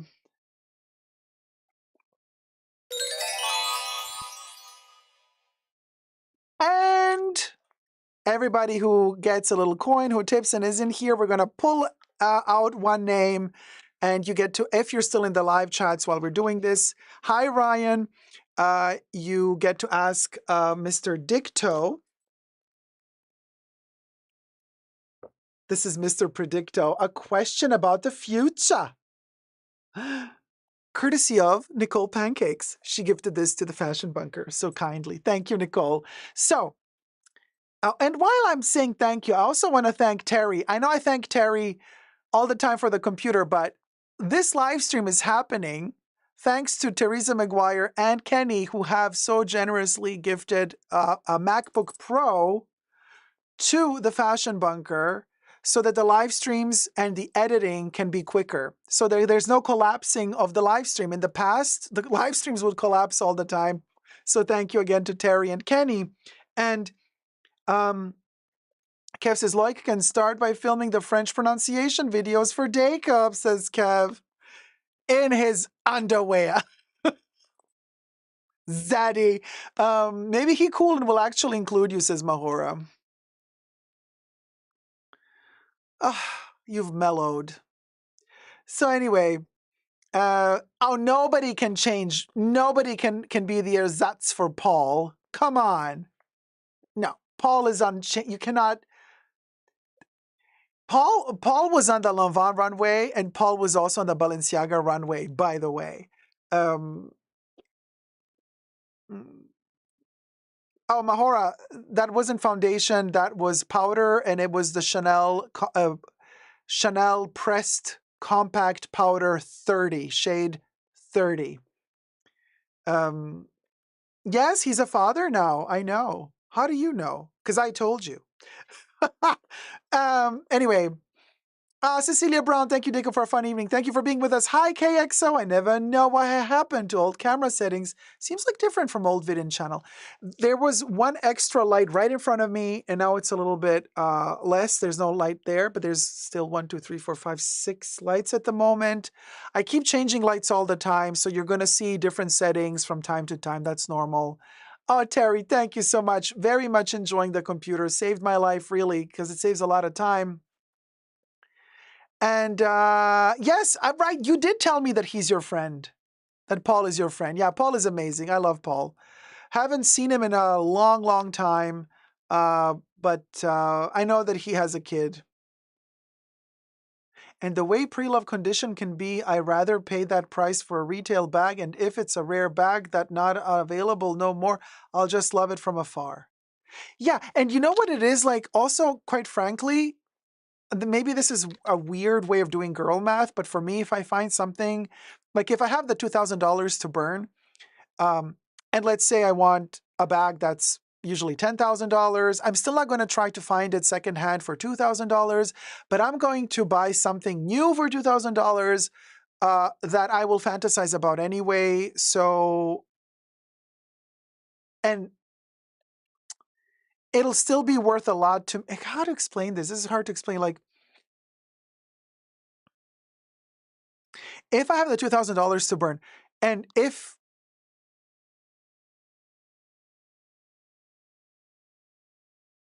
I would buy a piece of jewelry,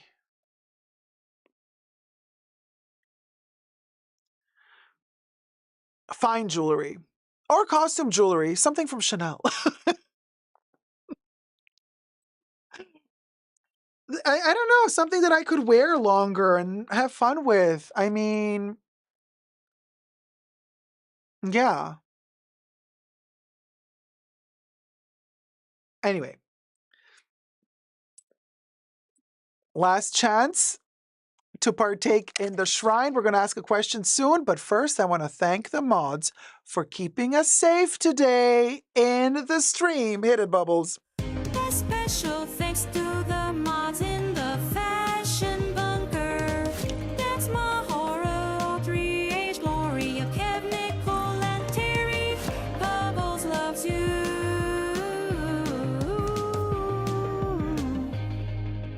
Tracy says, for some reason, all my unicorn bags always fall in my lap for 50 to 70% off while I'm out shopping. Oh, that's good, though. That's a good sale. Don't forget, you still have a couple of minutes time to join the Tier 2 membership or Patreon and come join us in the after show, because when this live stream ends, Tier 2 YouTube members and Tier 2 patrons are going to get access to the live stream after the live stream. Oh, I'm behind it. So, if you want to continue the fun, this is where it's happening. Okay, paging. Kev. Okay. So anyway, and now, you guys, are you ready? We're going to pull out the coin. And let me get Predicto ready as well. Predicto is out of the box. So beautiful and shiny. So beautiful and shiny. And, okay. I'm mixing.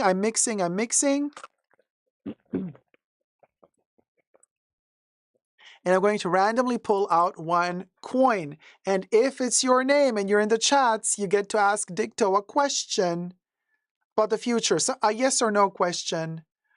And if you're not in the chats, then we're going to pull another coin and we're going to keep pulling coins until we get somebody. Okay.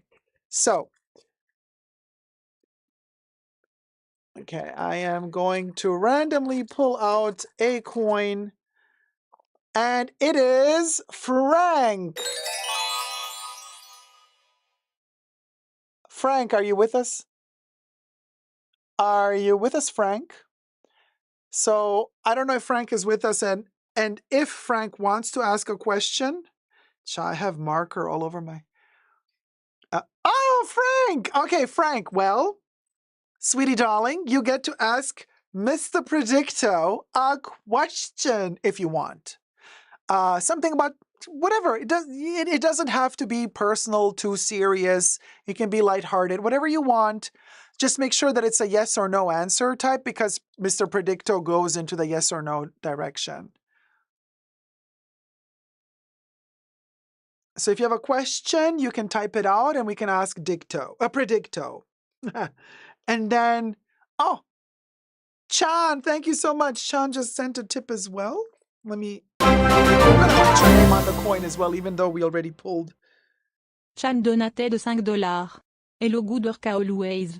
You look fantastic today. Thank you so much. Chan, listen, since we just pulled a coin, I'm going to keep your coin because I don't want it to go unused. And I'm going to put your coin into the next live stream into here. Since you sent the tip after we pulled, you know what I mean? Fair is fair. So I'm going to put your coin in here next live stream. Since we have already, you know what I'm saying? Okay. You understand. All right. Ooh. Oh, Frank, that is so painful. Dicto is going to say no.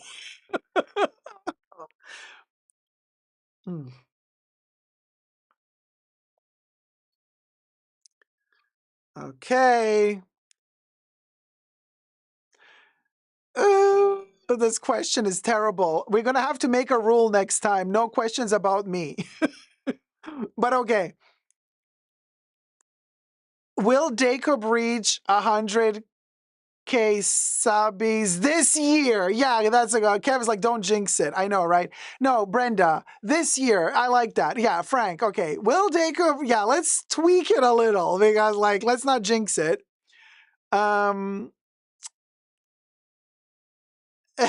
Let's do this year. Okay. Yeah. So let's just like so because like girl, you know, I hate this. Okay. So is Dacob going to reach 100K subbies? But we didn't say where, which platform. Perfect. Because that can be any we were not specific. We were not specific. Okay, it could be totally Dacob. It could be essentially Dacob. It could be, okay, so it doesn't matter. So fine. We don't know. We don't know. Okay, we don't know. Okay, great. Perfect. Perfect. Will Dacob reach 100K subbies this year?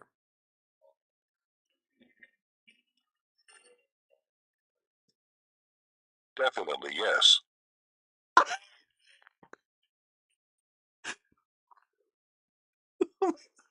Oh my God. I swear I sweated through this shirt.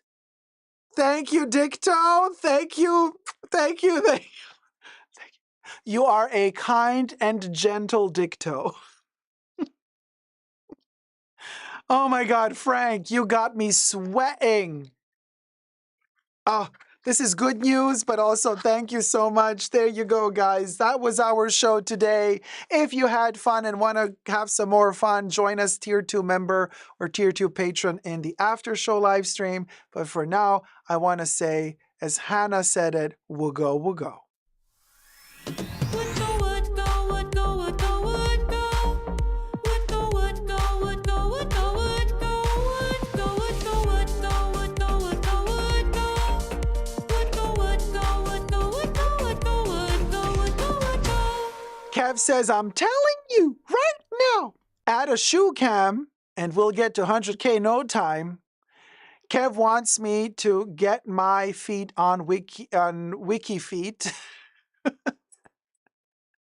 and get those viewers, okay? Get those viewers, get all the foot fetishists in to be like, oh yeah, that's where it's at. The Chanel shoelets. Oh my God. Speaking of, wait, hold on. Let me check if my sales are so zero. Ah!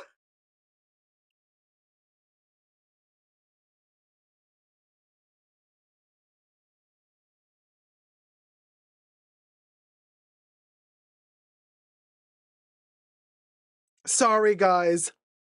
I got a response. Hold on.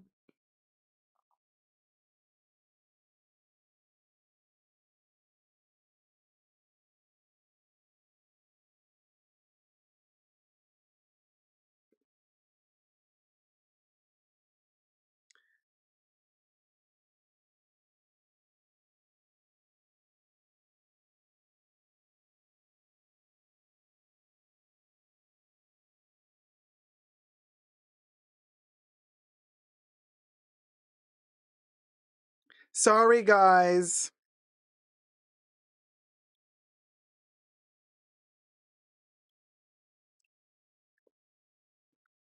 Well, I think I have some news for the after show. Tracy says, I watch you going to sleep 8 hours later. I wake up to you. I watch you go yeah, class. And I never sleep. That's what a vampire do. Oh, we got good news. Living ferret. Hit it, Bubbles. Living ferret, living ferret, living ferret, living ferret, living ferret, living ferret. He's like, I see ya. I see.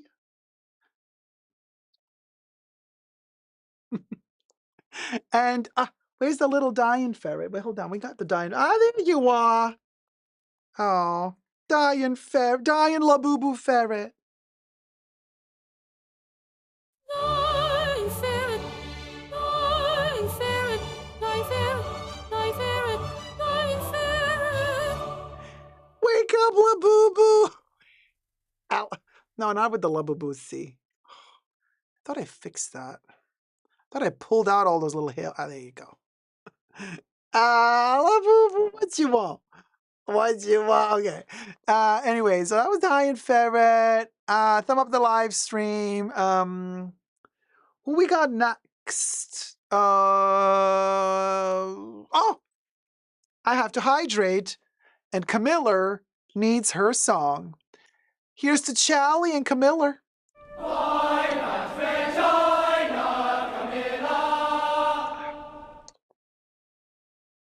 Always spunky.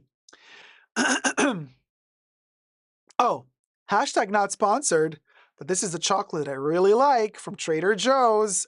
Belgian milk chocolate. Oh, best. I am obsessed. I am obsessed. I am obsessed. Oh, oh.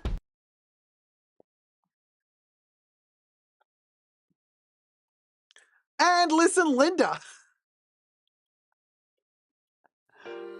Listen, Linda. Listen, Linda. Listen, Linda.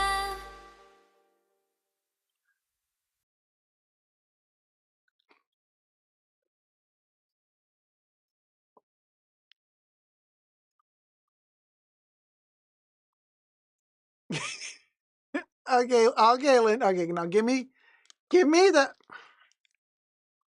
Listen, Linda. All right. And then, of course, we got Baby Yoda as well, because Baby Yoda will go. Hit it, baby. Ciao, ciao, ciao, ciao. Ciao, ciao, ciao, ciao. Ciao, ciao, ciao, ciao. And now he's gonna go and try to eat the Labubu. Classic. Every week, same story. Thank you guys so much for watching. I hope you had fun today. See you all see everybody who's Tier 2 member and Tier 2 patron in the after show.